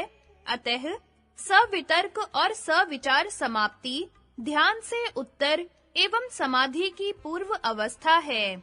इसे तटस्थ समाप्ति भी कहते हैं, इसलिए इसे भी समाधि समझा जाता है। संगति। सूक्ष्म विषय कहाँ तक है, यह अगले सूत्र में बतलाते हैं। सूक्ष्म विषयत्वम चालिंग पर्यवसानम। शब्दार्थ। सूक्ष्म विषयत्वम च बराबर और सूक्ष्म विषयता। अलिंग पर्यवसानम बराबर किसी में लीन न होने वाली अथवा लिंग रहित मूल प्रकृति पर्यंत है। अन्व्यार्थ। सूक्ष्म विषयता अलिंग प्रकृति पर्यंत है। व्याख्या। सूक्ष्म विषय जो सविचार और निर्विचार समाप्ति में बतलाए हैं, उनकी सूक्ष्म विषयता परमाणुओं में समाप्त नहीं हो जाती, किंतु प्रकृति पर्यंत है। अर्थात पार्थिव परमाणु तथा इसका कारणभूत गंध मात्रा, जल परमाणु तथा इसका कारणीभूत रस तन्मात्रा, अग्नि परमाणु तथा इसका कारणीभूत रूप तन्मात्रा, वायु परमाणु तथा इसका कारणीभूत स्पर्श तन्मात्रा, आकाश परमाणु तथा इसका कारणीभूत शब्द तन्मात्रा एवं पंच तन्मात्राओं का कारणीभूत अहंकार, अहंकार का कारणीभूत लिंग संज्ञक महत्तत्व और महत्तत्व का कारण अलिंग संज्ञक प्रकृति, ये सब सूक्ष्म विषयों के अंतर्गत हैं। इन सब में से पूर्व कार्य की अपेक्षा से उत्तर कारणीभूत सूक्ष्म है। प्रकृति से परे अन्य किसी सूक्ष्म पदार्थ के न होने से प्रकृति में ही सूक्ष्मता की पराकाष्ठा है। यद्यपि अव्यक्तात् पुरुषः परः, इस श्रुति से प्रकृति की अपेक्षा पुरुष सूक्ष्म है, तथापि पुरुष के अग्राह्य और चेतन होने से उसकी सूक्ष्मता जड़ तत्व की सूक्ष्मता से विलक्षण है। अर्थात जैसे महत् तत्व की अपेक्षा से प्रकृति में सूक्ष्मता है, वैसी पुरुष में नहीं, क्योंकि जिस प्रकार महत् तत्व का प्रकृति उपादान कारण है, वैसा पुरुष उपादान कारण नहीं है, किंतु निमित्त कारण है। इसलिए यद्यपि वस्तुतः पुरुष ही सूक्ष्मतम है, तथापि जड़ ग्राह्य परिणामी उपादान कारण सहित सूक्ष्मता की विश्रांति यहाँ प्रकृति में बतलाई गई है। सूक्ष्म भूतों से लेकर प्रकृति पर्यंत जितने सूक्ष्म पदार्थ हैं, वे सब विचार समाप्ति के विषय हैं। इसलिए आनंदानुगत और अस्मितानुगत निर्विचार समाप्ति की ग्रहण और ग्रहीता रूप उच्चतर तथा उच्चतम अवस्थाएं हैं। सूक्ष्मता किसी नए तत्व के उपादान कारण होने की अपेक्षा से बतलाई गई है। इसलिए 5 स्थूल भूत और 11 इंद्रियां किसी नए तत्व के उपादान कारण न होने से स्थूल विषय माने गए हैं। विशेष वक्तव्य सूत्र 45। इस सूत्र में केवल सूक्ष्म विषयों की सूक्ष्मता की पराकाष्ठा बतलाई गई है। इससे यह न समझना चाहिए कि अलिंग मूल प्रकृति भी योगी के संयम का विषय बन सकती है, क्योंकि वितर्कानुगत संप्रज्ञात समाधि में केवल विकृति अर्थात स्थूल भूतों और उनसे बनी हुई चीजों का साक्षात्कार होता है। विचारानुगत संप्रज्ञात समाधि में स्थूल भूतों की प्रकृति सूक्ष्म भूतों से लेकर तन्मात्राओं तक का जो अहंकार की विकृति है, साक्षात्कार होता है। विचारानुगत की उच्चतर भूमि आनंदानुगत संप्रज्ञात समाधि में उनकी प्रकृति अहंकार का जो महत् तत्व अर्थात चित्त की विकृति है, साक्षात्कार होता है। और विचारानुगत की उच्चतम भूमि अस्मितानुगत संप्रज्ञात समाधि में उसकी प्रकृति अस्मिता अर्थात आत्मा से प्रकाशित चित्त का जो अलिंग मूल प्रकृति की विकृति है, साक्षात्कार होता है। उसके पश्चात मूल प्रकृति का साक्षात्कार नहीं होता है, प्रत्युत विवेक ख्याति द्वारा चित्त और आत्मा के भेद का ज्ञान होता है। विकृति व्यक्त होती है, उससे उसकी सूक्ष्मतर अव्यक्त प्रकृति अनुमान गम्य होती है। वितर्कानुगत संप्रज्ञात समाधि में केवल विकृति अर्थात व्यक्त स्थूल भूतों का साक्षात्कार होता है, उससे उनकी अव्यक्त प्रकृति सूक्ष्म भूतों का अनुमान किया जाता है। विचारानुगत संप्रज्ञात समाधि में जब उनकी प्रकृति सूक्ष्म भूतों का साक्षात्कार होता है, तब वे व्यक्त हो जाने से किसी अव्यक्त प्रकृति की विकृति सिद्ध होते हैं। अतः उनकी अव्यक्त प्रकृति अहंकार अनुमान गम्य होती है। आनंदानुगत संप्रज्ञात समाधि में जब अहंकार का साक्षात्कार होता है, तब वह व्यक्त हो जाने से विकृति रूप सिद्ध होता है और उसकी अव्यक्त प्रकृति अस्मिता अर्थात आत्मा से प्रकाशित चित्त अनुमान गम्य होता है। अस्मितानुगत संप्रज्ञात समाधि में जब अस्मिता का साक्षात्कार होता है, तब व्यक्त हो जाने से वह विकृति रूप सिद्ध हो जाता है और किसी अव्यक्त प्रकृति की अपेक्षा रखता है, जो अनुमान गम्य होती है। यह अलिंग मूल प्रकृति अर्थात गुणों की साम्यावस्था है, इसका साक्षात्कार नहीं होता। विवेक ख्याति द्वारा आत्मा और चित्त में भेद ज्ञान होता है। यदि इसके पश्चात और किसी प्रकृति का समाधि द्वारा साक्षात्कार माना जाए, तो व्यक्त हो जाने से वह विकृति रूप सिद्ध हो जाएगी और उसकी कोई और अव्यक्त मूल प्रकृति अनुमान गम्य माननी पड़ेगी।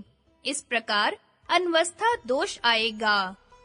अलिंग मूल प्रकृति गुणों की साम्यावस्था का नाम है, जिसमें साम्य परिणाम अर्थात सत्व का सत्व में, रज का रज में और तम का तम में स्वरूप परिणाम हो रहा है। चित्त तीनों गुणों का प्रथम विरूप परिणाम है, जो सत्व प्रधान है और जिसमें सत्व में रज क्रिया मात्र और तम उस क्रिया को रोकने मात्र काम कर रहा है। चूंकि चित्त त्रिगुणात्मक विषम परिणाम है, अतः उसके द्वारा गुणों के साम्य परिणाम का साक्षात्कार नहीं हो सकता। संप्रज्ञात समाधि की चार भूमियों वितर्कानुगत में स्थूल भूतों का, विचारानुगत में सूक्ष्म भूतों का तन्मात्राओं तक, आनंदानुगत में अहंकार का और अस्मितानुगत में अस्मिता का साक्षात्कार बतलाया गया है। कोई ऐसी भूमि नहीं बतलाई गई है जिसमें मूल प्रकृति का साक्षात्कार होता हो, तथा सूत्र 41 में ग्राह्य रूप स्थूल एवं सूक्ष्म भूतों का ग्रहण रूप अहंकार का और ग्रहीत रूप अस्मिता की ही समाप्ति बतलाई गई है। यदि सूत्रकार को मूल प्रकृति का भी बतलाना अभिमत होता, तो उसका भी वर्णन किया जाता। अतः सूत्र 46 ता एव सबीजः समाधि से अभिप्राय इन्हीं बतलाई हुई समाप्तियों से है, जिनमें मूल प्रकृति सम्मिलित नहीं है। मूल प्रकृति अर्थात गुणों की साम्यावस्था का पुरुष के साथ कोई संबंध नहीं है।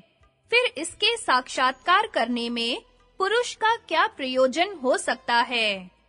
कई अभ्यासियों के संबंध में यह कहा जाता है कि उन्होंने मूल प्रकृति का भी साक्षात्कार किया है। इस संबंध में हम केवल इतना बतला देना उचित समझते हैं कि यह धोखा विचारानुगत संप्रज्ञात समाधि की ही प्रकाशमय अवस्था में होने लगता है। इससे ऊपर की भूमियों आनंदानुगत में केवल अहंकार का और अस्मितानुगत में अस्मिता का ही भान होता है। अन्य सब विषय नीचे ही रह जाते हैं। मूल प्रकृति का यदि किसी विषय के रूप में साक्षात्कार हो तो वह अस्मिता और अहंकार से नीचे केवल तन्मात्रा या कोई सूक्ष्म विषय ही सिद्ध होंगी। हाँ, जिस प्रकार विवेक ख्याति में पुरुष का साक्षात्कार चित्त द्वारा कहा जाता है, यद्यपि वह स्वरूप प्रतिष्ठित अवस्था नहीं है, इसी प्रकार विवेक ख्याति में चित्त के साक्षात्कार से साथ ही साथ गुणों की साम्यावस्था का भी साक्षात्कार कहा जा सकता है। यद्यपि चित्त के बनाने वाले गुणों का साम्य परिणाम तो पुरुष का भोग और अपवर्ग संपादन करने के पश्चात उनके प्रति प्रसव अवस्था में ही होता है। पुरुषार्थ शून्यानाम गुणानाम प्रति प्रसवः केवल्यम स्वरूप प्रतिष्ठा वा चिति शक्ति रीति। संगति, ये चारों समाप्तियां सबीज समाधि है, यह बतलाते हैं। ता एव सबीजः समाधिः। शब्दार्थ, ता एव बराबर ये पूर्वोक्त चारों समाप्तियां ही सबीजः समाधिः बराबर सबीज समाधि कहलाती हैं। अन्व्यार्थ, ये पूर्वोक्त चारों समाप्तियां ही सबीज समाधि कहलाती हैं। व्याख्या, बाह्य अनात्म वस्तु अर्थात कार्य सहित प्रकृति जो ग्राह्य ग्रहण और ग्रहित्र रूप दृश्य वर्ग है, इसी का नाम बीज तथा आलंबन है। इसलिए इसको लेकर होने वाली समाधि का नाम सबीज सालंबन तथा संप्रज्ञात है। उपर्युक्त चारों समाप्तियां सबीज समाधि कहलाती हैं, क्योंकि सवितर्क और निर्वितर्क समाप्ति तो स्थूल ग्राह्य वस्तु के बीज सहित होती हैं और सविचार तथा निर्विचार सूक्ष्म ग्राह्य वस्तु के बीज सहित होती हैं। 17वें सूत्र में बतलाई हुई आनंदानुगत ग्रहण रूप और अस्मितानुगत ग्रहित्र रूप दोनों समाधियां निर्विचार समाप्ति के क्रम से उच्चतर और उच्चतम अवस्थाओं के रूप में निर्विचार समाप्ति के ही अंतर्गत इस सूत्र में कर दी गई हैं। निर्विचार की इन दोनों उच्चतर और उच्चतम अवस्थाओं को पृथक-पृथक रूप से सम्मिलित करने से सबीज समाधि के 6 भेद होते हैं। पहला, सवितर्क समाप्ति, स्थूल पदार्थों में शब्द, अर्थ और ज्ञान के विकल्पों से युक्त भासने वाली चित्त वृत्ति। दूसरा, निर्वितर्क, स्थूल पदार्थों में शब्द, अर्थ और ज्ञान के विकल्पों से रहित स्वरूप से शून्य जैसी केवल अर्थ मात्र से भासने वाली चित्त वृत्ति। तीसरा, सविचार, सूक्ष्म विषयों में देश काल और निमित्त के विकल्पों से युक्त भासने वाली चित्त वृत्ति। चौथा, निर्विचार, सूक्ष्म विषयों में देश काल और निमित्त के विकल्पों से रहित केवल धर्मी मात्र से भासने वाली चित्त वृत्ति। पांचवा, निर्विचार की उच्चतर अवस्था आनंदानुगत, सत्व प्रधान अहंकार की अहम अस्मि से भासने वाली चित्त वृत्ति। और छठा, निर्विचार की उच्चतम अवस्था अस्मितानुगत, बीज रूप अहंकार सहित चेतन से प्रतिबिंबित चित्त अस्मिता की अहंकार रहित अस्मि से भासने वाली चित्त वृत्ति। विशेष वक्तव्य, वाचस्पति मिश्र ने आनंदानुगत और अस्मितानुगत के भी दो अवान्तर भेद करके सबीज समाधि के 8 भेद बतलाए हैं। उनका कथन है कि ता एव सबीजः। इस पाठ से यह अर्थ न लेना चाहिए कि यही 4 सबीज समाधि है, अन्य नहीं, क्योंकि ऐसा मानने से ग्रहण और ग्रहित्र समाप्ति को सबीजत्व का लाभ नहीं हो सकेगा, किंतु ता सबीज एव इस प्रकार भिन्न क्रम से एव शब्द का सबीज शब्द के साथ अन्वय करके यह अर्थ करना चाहिए कि चारों सबीज ही है, निर्बीज नहीं है। इस प्रकार इन चारों के निर्बीजत्व का निषेध हुआ है।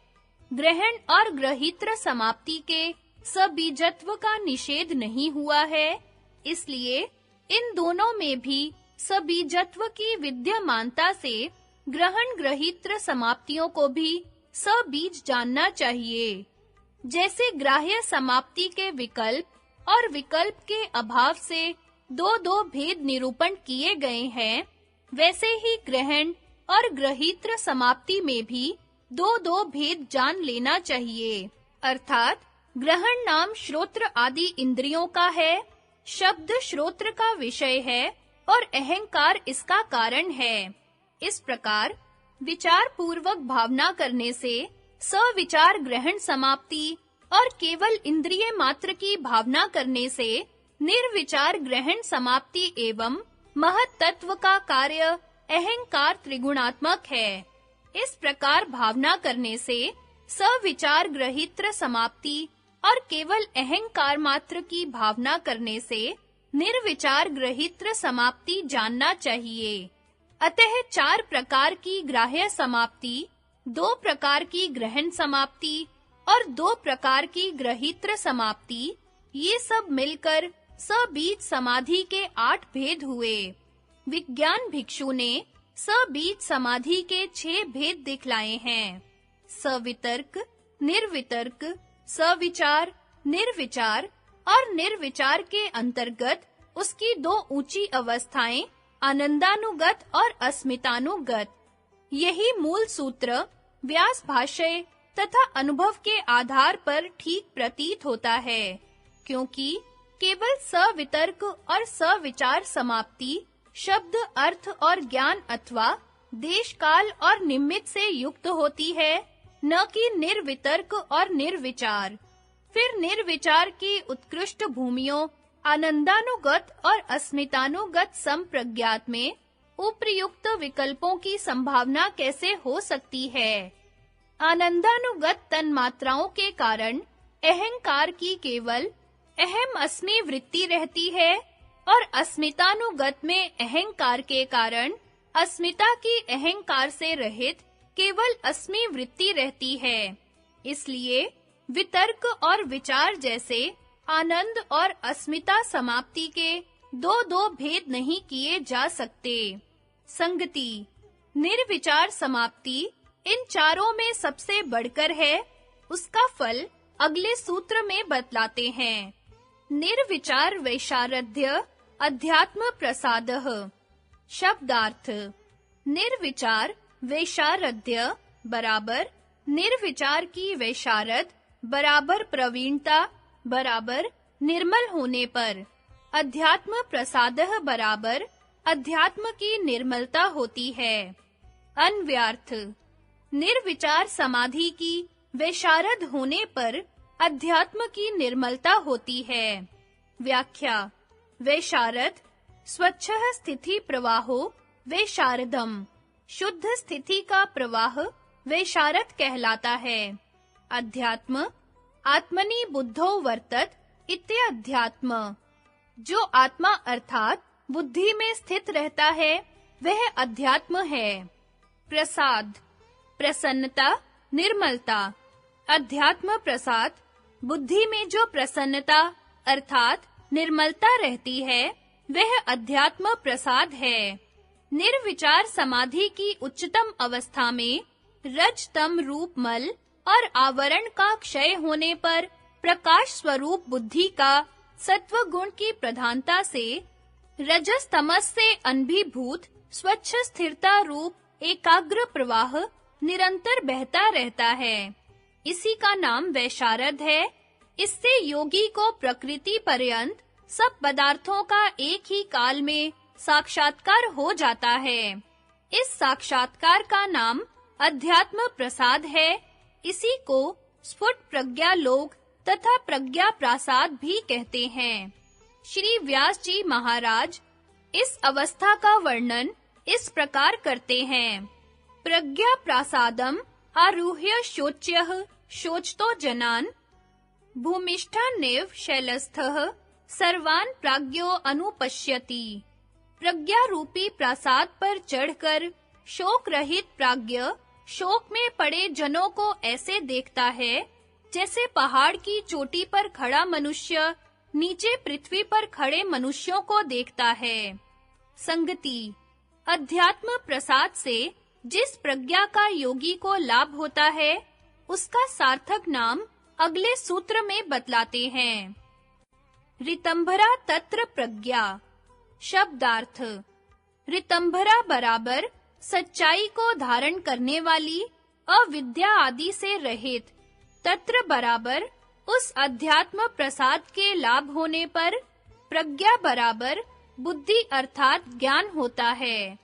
अन्व्यार्थ अध्यात्म प्रसाद के लाभ होने पर जो प्रज्ञा उत्पन्न होती है उसका नाम ऋतंभरा प्रज्ञा है।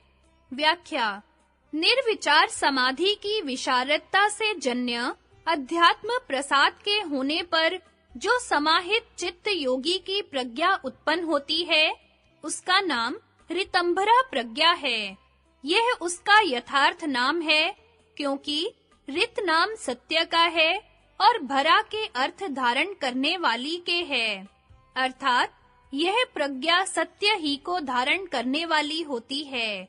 इसमें भ्रांति, विप्रय ज्ञान अर्थात अविद्या आदि का गंध भी नहीं होता। इस प्रज्ञा के होने से ही उत्तम योग का लाभ होता है, जैसा कि श्री व्यास जी ने कहा है। आगमेनानुमानेन ध्यानाभ्यासरेण च त्रिधा प्रकल्पयन् प्रज्ञां लभते योगमुत्तमम्। वेद विहित श्रवण से, अनुमान से और ध्यानाभ्यास में आदर से 3 प्रकार से प्रज्ञा का संपादन करता हुआ योगी उत्तम योग को प्राप्त करता है।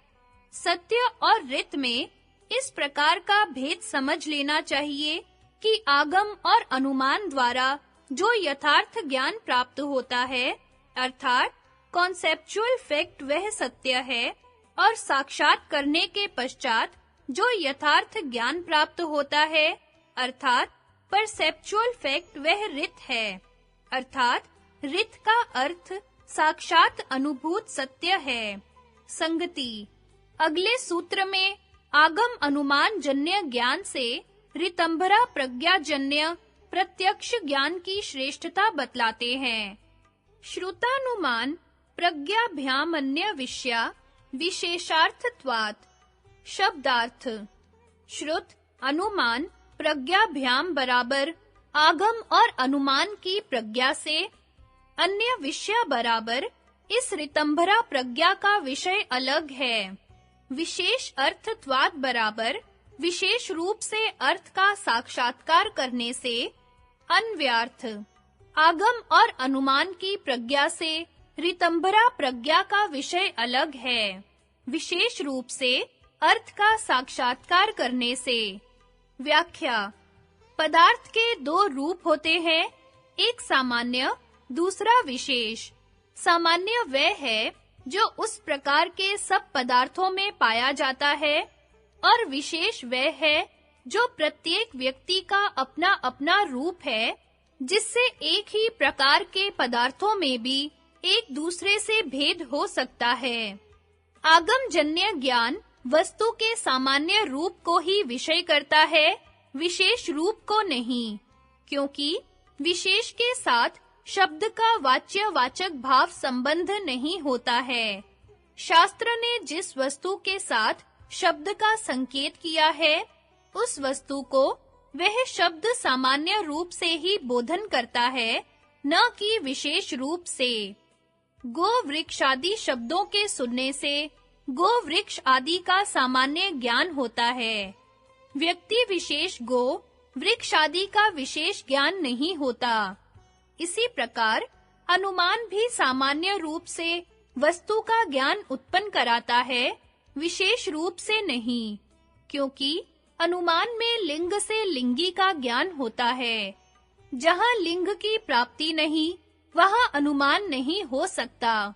जैसे जहाँ धूम है, वहाँ अग्नि है, जहाँ प्राप्ति है, वहाँ गति है, जहाँ गति का अभाव है, वहाँ प्राप्ति का अभाव है। केवल प्रत्यक्ष प्रमाण ही वस्तु के विशेष रूप को दिखलाने में समर्थ होता है, किंतु इंद्रिय जन्य प्रत्यक्ष ज्ञान भी स्थूल वस्तुओं के ही प्रत्यक्ष रूप को दिखला सकता है, न कि सूक्ष्म, व्यवहित और विप्रकृष्ट अतीन्द्रिय पदार्थों को। पंच तन्मात्राएं, अहंकार, महत तत्व, प्रकृति, पुरुष आदि सूक्ष्म पदार्थों में प्रत्यक्ष की भी पहुंच नहीं है। आगम और अनुमान से इनके सामान्य रूप का ही पता लग सकता है, इनके विशेष रूप को नहीं बतला सकते। निर्विचार समाधि की विशारदता में होने वाली ऋतंभरा प्रज्ञा से ही इन सूक्ष्म पदार्थों के विशेष रूप का साक्षात्कार हो सकता है, अन्य किसी प्रमाण से नहीं। अतएव यह प्रज्ञा विशेष विषयक होने से श्रुत अनुमान प्रज्ञा से अन्य और उत्कृष्ट है। यही परम प्रत्यक्ष है, यह श्रुत और अनुमान का बीज है, अर्थात श्रुत और अनुमान इसके आश्रय हैं, न कि यह उनके। वस्तु के इस यथार्थ स्वरूप को ही आगम बतलाता है और इसी का अनुमान किया जाता है। यहाँ ऋतंभरा प्रज्ञा को प्रसंख्यान अर्थात विवेक ख्याति के तुल्य समझना चाहिए। संगति इस प्रज्ञा का फल अगले सूत्र में बतलाते हैं। तज संस्कारो अन्य संस्कार प्रतिबंधी। शब्दार्थ तज्जह बराबर उस ऋतंभरा प्रज्ञा से उत्पन्न होने वाला, संस्कारः बराबर संस्कार, अन्य संस्कार प्रतिबंधी बराबर दूसरे संस्कारों का प्रतिबंधक होता है। अन्व्यार्थ उस ऋतंभरा प्रज्ञा से उत्पन्न होने वाला संस्कार अन्य सब व्युत्थान के संस्कारों का बाधक होता है। व्याख्या समाधि से पूर्व चित्त केवल व्युत्थान के संस्कारों से ही संस्कृत होता है। फिर जब समाधि की अवस्था में जो उसको अनुभव होता है, उसके भी संस्कार पड़ते हैं। ये संस्कार व्युत्थान के संस्कारों से बलवान होते हैं, क्योंकि समाधि प्रज्ञा व्युत्थान की प्रज्ञा से अधिक निर्मल होती है। उसकी निर्मलता में पदार्थ का तत्व अनुभव होता है। जितना तत्व का अनुभव होता है, उतने ही उसके संस्कार प्रबल होते हैं। इन संस्कारों की प्रबलता से फिर समाधि प्रज्ञा होती है। इस समाधि प्रज्ञा से उत्पन्न हुए संस्कार व्युत्थान के संस्कारों और वासनाओं को हटाते हैं। व्युत्थान के संस्कारों के दबने से उनसे उत्पन्न होने वाली वृत्तियां भी दब जाती हैं। उन वृत्तियों के निरोध होने पर समाधि उत्पन्न होती है। इससे समाधि प्रज्ञा से फिर समाधि के संस्कार, इस प्रकार यह चक्र लगातार चलता रहता है, यहाँ तक कि निर्विचार समाधि उपस्थित हो जाती है। फिर निर्विचार समाधि से ऋतंभरा प्रज्ञा का लाभ होता है। उस प्रज्ञा से निरोध संस्कार होता है। निरोध संस्कार से फिर ऋतंभरा प्रज्ञा का प्रकर्ष, उस प्रज्ञा से फिर निरोध संस्कार का प्रकर्ष। इस प्रकार लगातार चक्र से निरोध के संस्कार पुष्ट होकर व्युत्थान के संस्कारों को सर्वथा रोक देते हैं। शंका जब समाधि प्रज्ञाजन्य संस्कार विद्यमान ही रहते हैं, तब वे संस्कार चित्त को अधिकार विशिष्ट क्यों नहीं करते? क्योंकि जो चित्त वासना जनित संस्कारों से युक्त होता है, वह जन्म आदि दुख देने की योग्यता वाला होने से अधिकार विशिष्ट कहा जाता है? समाधान: यद्यपि संस्कार विद्यमान रहते हैं, तथापि वे संस्कार कलेश क्षय के हेतु होने से चित्त को अधिकार विशिष्ट नहीं करते, प्रत्युत चित्त को अधिकार से रहित करते हैं, क्योंकि जो संस्कार कलेश आदि वासना से उत्पन्न होते हैं, वे ही संस्कार चित्त को अधिकार विशिष्ट करते हैं, न कि ऋतंभरा प्रज्ञाजन्य। भाव यह है कि चित्त का दो कार्यों में अधिकार है। एक शब्द रूप रस आदि विषयों का पुरुष को भोग देना, दूसरा विवेक ख्याति उत्पन्न करना। उनमें भोग हेतु कलेश आदि वासना जनित संस्कार विशिष्ट चित्त भोग आदि अधिकार वाला होता है, और समाधि जन्य संस्कार से कलेश संस्कार रहित हुआ चित्त विवेक ख्याति अधिकार वाला कहा जाता है। इन दोनों में से पहला ही अधिकार योग का हेतु है, न कि दूसरा। विवेक ख्याति के उदय होने से भोगाधिकार की समाप्ति हो जाती है, क्योंकि विवेक ख्याति के उपादान पर्यंत ही चित्त की चेष्टा रहती है, इसके पश्चात नहीं रहती। संगति: सबीज समाधि का सबसे ऊंची चोटी तक वर्णन करके अब निर्बीज समाधि को बतलाते हैं। तस्यापि निरोधे सर्व निरोधानिर्बीज समाधि। शब्दार्थ: तस्य बराबर उस ऋतंभरा प्रज्ञाजन्य संस्कार के, अपि बराबर भी, निरोधे बराबर निरोध हो जाने पर, सर्व निरोधात बराबर सब संस्कारों के निरोध होने से निर्बीजः समाधि बराबर निर्बीज समाधि होती है। अन्व्यार्थ: पर वैराग्य द्वारा उस ऋतंभरा प्रज्ञाजन्य संस्कार के भी निरोध हो जाने पर पुरातन नूतन सब संस्कारों के निरोध हो जाने से निर्बीज समाधि होती है। व्याख्या: पर वैराग्य द्वारा जो निखिल वृत्ति प्रवाह तथा संस्कार प्रवाह का निरोध है, वह निर्बीज समाधि है। संप्रज्ञात समाधि किसी ध्येय को आलंबन बनाकर की जाती है। यह आलंबन ही बीज है, इसलिए उसको सबीज, सालंब्य तथा संप्रज्ञात कहते हैं। किंतु असंप्रज्ञात समाधि में आलंबन का अभाव होता है। आलंबन का अभाव करते-करते अभाव करने वाली वृत्तियों का भी अभाव हो जाने पर जो समाधि होती है, वह असंप्रज्ञात है। आलंबन न रहने से इसको निर्बीज, निरालंब्य तथा असंप्रज्ञात समाधि कहते हैं। यह निरोध केवल समाधि जन्य ऋतंभरा प्रज्ञा का ही विरोधी नहीं है, किंतु प्रज्ञाजन्य संस्कारों का भी विरोधी है। इसी के बोधनार्थ सूत्र में यह अपि शब्द दिया गया है, अर्थात इस निरोध से जो संस्कार उत्पन्न होता है, वह सब संप्रज्ञात समाधि जन्य संस्कारों को रोककर ही उदय होता है। यद्यपि इस सर्ववृत्ति निरोध में तथा पर वैराग्य जन्य संस्कारों में प्रत्यक्ष प्रमाण की योग्यता नहीं है, क्योंकि सर्ववृत्ति निरोध का योगी को प्रत्यक्ष होना असंभव है। इसी प्रकार स्मृति रूप कार्य से भी निरोध संस्कार का अनुमान नहीं हो सकता, क्योंकि वृत्ति मात्र का निरोध होने के कारण ये संस्कार स्मृति उत्पन्न नहीं कर सकते हैं।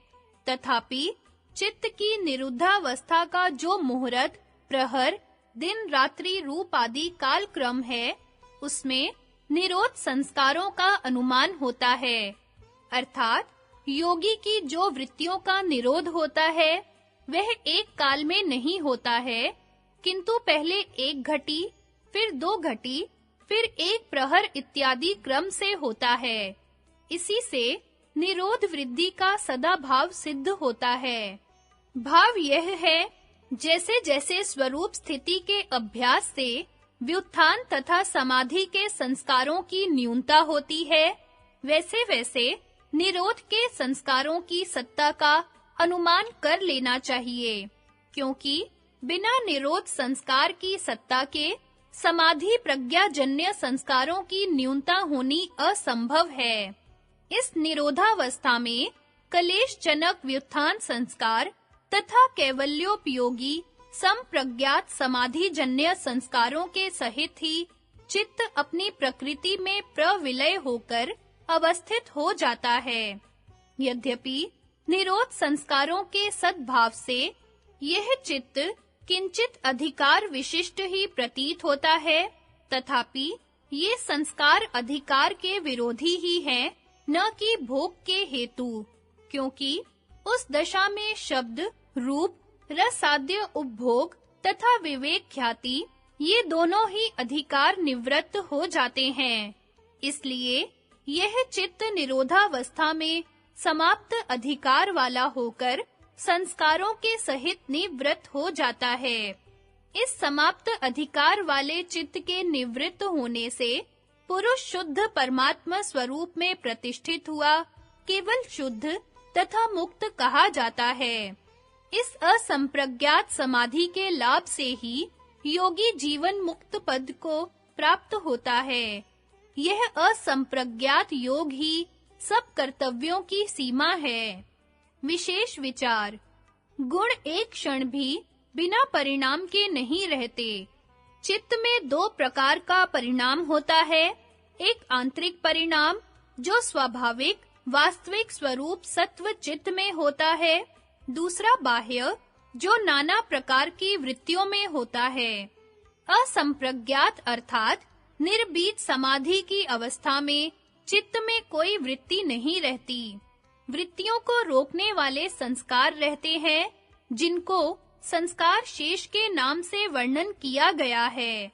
इन संस्कारों के कारण चित्त में बाहर से निरोध अर्थात वृत्तियों के रोकने का परिणाम होता रहता है। चित्त में इस निरोध परिणाम के कारण पुरुष किसी बाह्य दृश्य का दृष्टा नहीं रहता, किंतु शुद्ध परमात्मा स्वरूप में अवस्थित रहता है और चित्त पुरुष को दृश्य दिखलाने के कार्य को बंद करके अपने स्वरूप में अवस्थित होता है। ये चित्त को बनाने वाले गुण कैवल्य की अवस्था में तो अपने कारण में लीन हो जाते हैं, परंतु इस निरोध परिणाम की अवस्था में अपने सत्व चित्त स्वरूप में अवस्थित रहते हैं। इनमें अब केवल आंतरिक परिणाम होता रहता है, जो शांत प्रवाह वाला और स्वाभाविक है, जिसका वर्णन आगे किया जाएगा। निरोध से भिन्न व्युत्थान अवस्था में पुरुष वृत्ति सारूप्य प्रतीत होता है और असंप्रज्ञात समाधि में चित्त पुरुष सारूप्य वृत्ति रहित चेतन प्रतीत होता है। असंप्रज्ञात समाधि भंग होने पर निरोध संस्कार दबते जाते हैं और व्युत्थान के संस्कार प्रबल होते जाते हैं। यहाँ पर व्याख्याता के गुरु भाई श्रीमान हरिभजन जी ने इस संबंध में जो अपने अनुभव द्वारा प्राप्त किए हुए विचार को लिखकर दिया था, उनको उन्हीं के शब्दों में लिख देना जिज्ञासुओं के लिए उपयोगी होगा। श्रीमान हरिभजन जी का संक्षिप्त परिचय। ये महात्मा पूर्व जन्म के वैराग्य के संस्कारों के उदय होने पर अपने बाल्यकाल में ही पूज्यपाद श्री स्वामी सोम तीर्थ जी महाराज की सेवा में रहकर कई वर्ष तक योग साधन करते रहे। तत्पश्चात कई वर्ष तक पुराने गुरुकुल कांगड़ी के एक स्थान में मौन साधकर अपनी अवस्था को परिपक्व करते रहे। गत हरिद्वार कुंभ के पश्चात मास मई सन 1938 में काष्ठ मौन धारण कर लिया।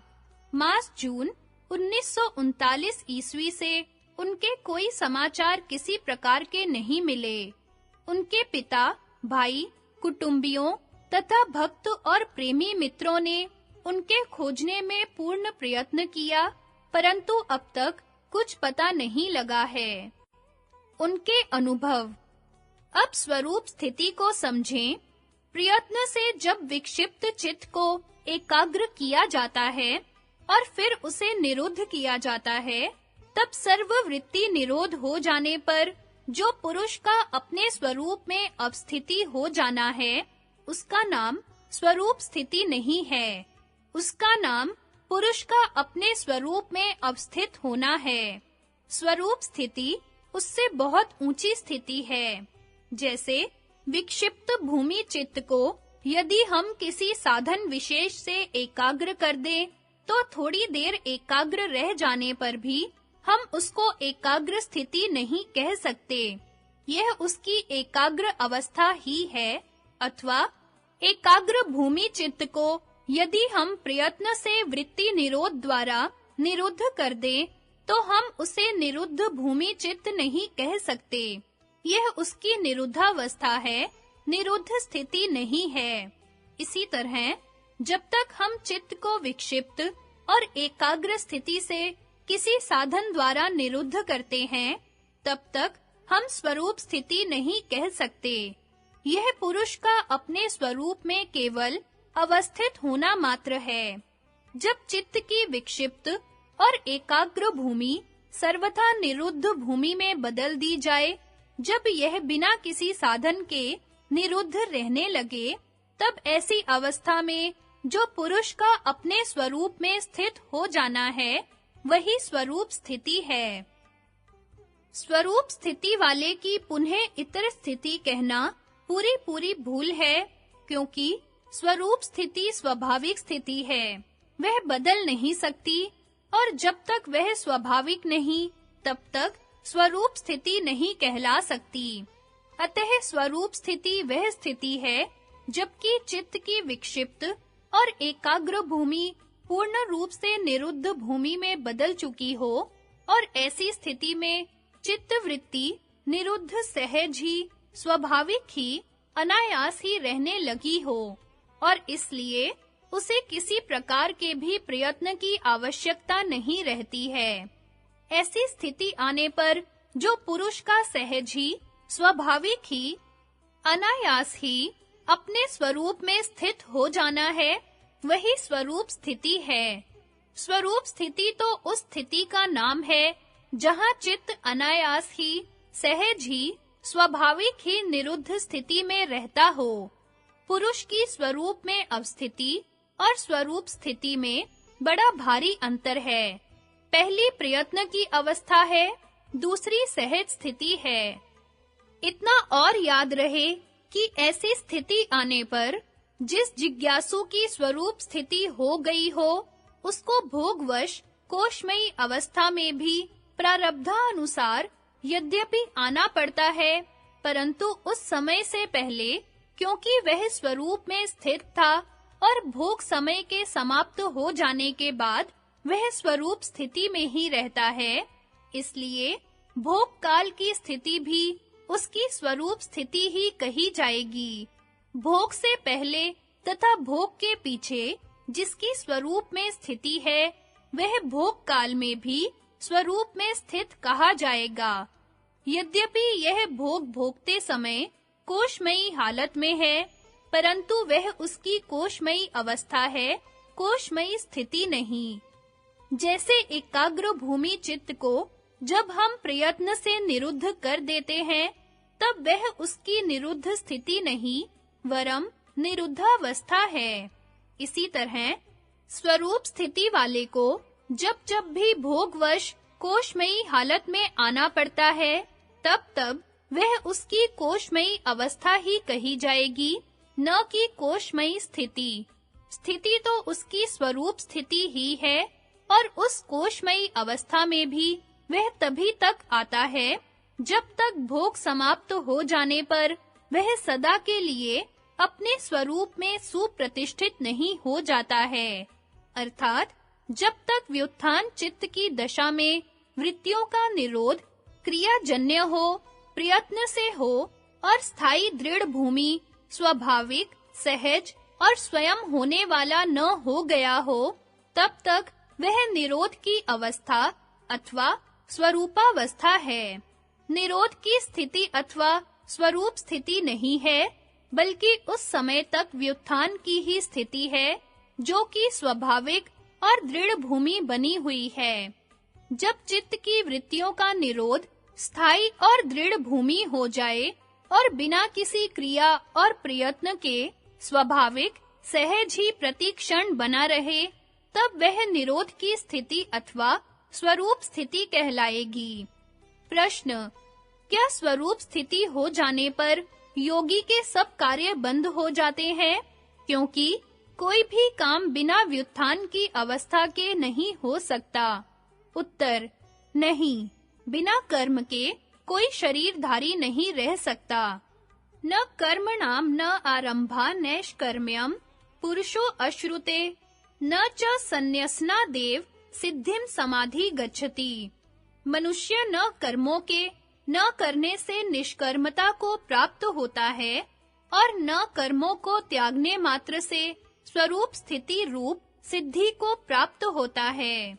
न ही कश्चित् क्षणम अपि जातु तिष्ठत्य कर्मकृत कार्यते हवश्यः कर्म सर्वैः प्रकृति जैर्गुणैः। क्योंकि कोई भी किसी काल क्षण मात्र भी बिना कर्म किए नहीं रहता, निसंदेह सभी पुरुष प्रकृति से उत्पन्न हुए गुणों द्वारा परवश हुए कर्म करते हैं। कर्मेन्द्रियाणि संयम च आस्ते मनसा स्मरन् इंद्रियार्थन विमूढ़ात्मा मिथ्याचारः स उच्यते। जो मूढ़ बुद्धि पुरुष कर्मेंद्रियों को रोककर इंद्रियों के भोगों का मन से चिंतन करता रहता है, वह मिथ्याचारी अर्थात दंभी असंयमी कहा जाता है। यस्ते इंद्रियाणि मनसा नियमया रभते अर्जुन कर्मेंद्रिये कर्म योगम सक्तः स विशिष्यते। और हे अर्जुन, जो मन से इंद्रियों को वश में करके अनासक्त हुआ कर्मेंद्रियों से कर्म योग का आचरण करता है, वह श्रेष्ठ है। नियतम कुरु कर्म त्वं करम ज्यायो ह कर्मणः शरीर यात्रापि च ते न प्रसिद्धे कर्मणे। तू शास्त्र विधि से नियत किए हुए स्वधर्म रूप कर्म को कर, क्योंकि कर्म न करने की अपेक्षा कर्म करना श्रेष्ठ है, तथा कर्म न करने से तेरी शरीर यात्रा भी सिद्ध नहीं होगी। यज्ञार्थ कर्मणो अन्यत्र लोको अयम कर्म बंधनः तदर्थम कर्म कौन्तेय मुक्त संघ समाचार। यज्ञ अर्थात आसक्ति रहित निष्काम भाव से सब प्राणियों के कल्याणार्थ अथवा अपनी भोग निवृत्ति के लिए ईश्वर निमित्त किए हुए कर्म के सिवा अन्य कर्म में यह मनुष्य कर्मों द्वारा बंधता है। इसलिए हे अर्जुन, आसक्ति से रहित हुआ उस परमेश्वर के निमित्त कर्म का भली प्रकार आचरण कर। निरोध स्थिति अथवा स्वरूप स्थिति वाले योगी के कर्म भोग निवृत्ति अथवा परमात्मा की आज्ञा का पालन करते हुए प्राणी मात्र के कल्याणार्थ ईश्वर निमित्त होते हैं। इन निष्काम और आसक्ति रहित कर्मों के करने में उसकी व्युत्थान की स्थिति नहीं होती। स्थिति तो निरोध की ही रहती है। यह उसकी व्युत्थान की अवस्था है जो अस्वाभाविक, अस्थायी और अदृढ़ तथा क्रियाजन्य है। ये कर्म निष्काम भाव से और आसक्ति तथा वासना रहित होते हैं, इसलिए आगे के लिए भोग और बंधन के संस्कारों के उत्पादक नहीं होते। इस स्वरूप स्थिति को गीता में समाधि स्थित और ऐसे योगी को स्थित प्रज्ञ के नाम से वर्णन किया है। स्थित प्रज्ञस्य का भाषा समाधिस्थस्य केशव स्थिति किम प्रभाषेत किमासीत व्रजेत किम। हे केशव, समाधिस्थ स्थित प्रज्ञ का क्या लक्षण है? स्थित प्रज्ञ कैसे बोलता है, कैसे बैठता है और कैसे चलता है? प्रजहाति यदा कामान सर्वान पार्थ मनोगतान आत्मन्यवात्मना तुष्टः स्थित प्रज्ञस्त दोच्यते। हे अर्जुन, जिस समय मन में इच्छित सब इच्छाओं को त्याग देता है, उस समय आत्मा से ही आत्मा में संतुष्ट हुआ, स्वरूपा स्थिति को प्राप्त हुआ, स्थित प्रज्ञ कहा जाता है।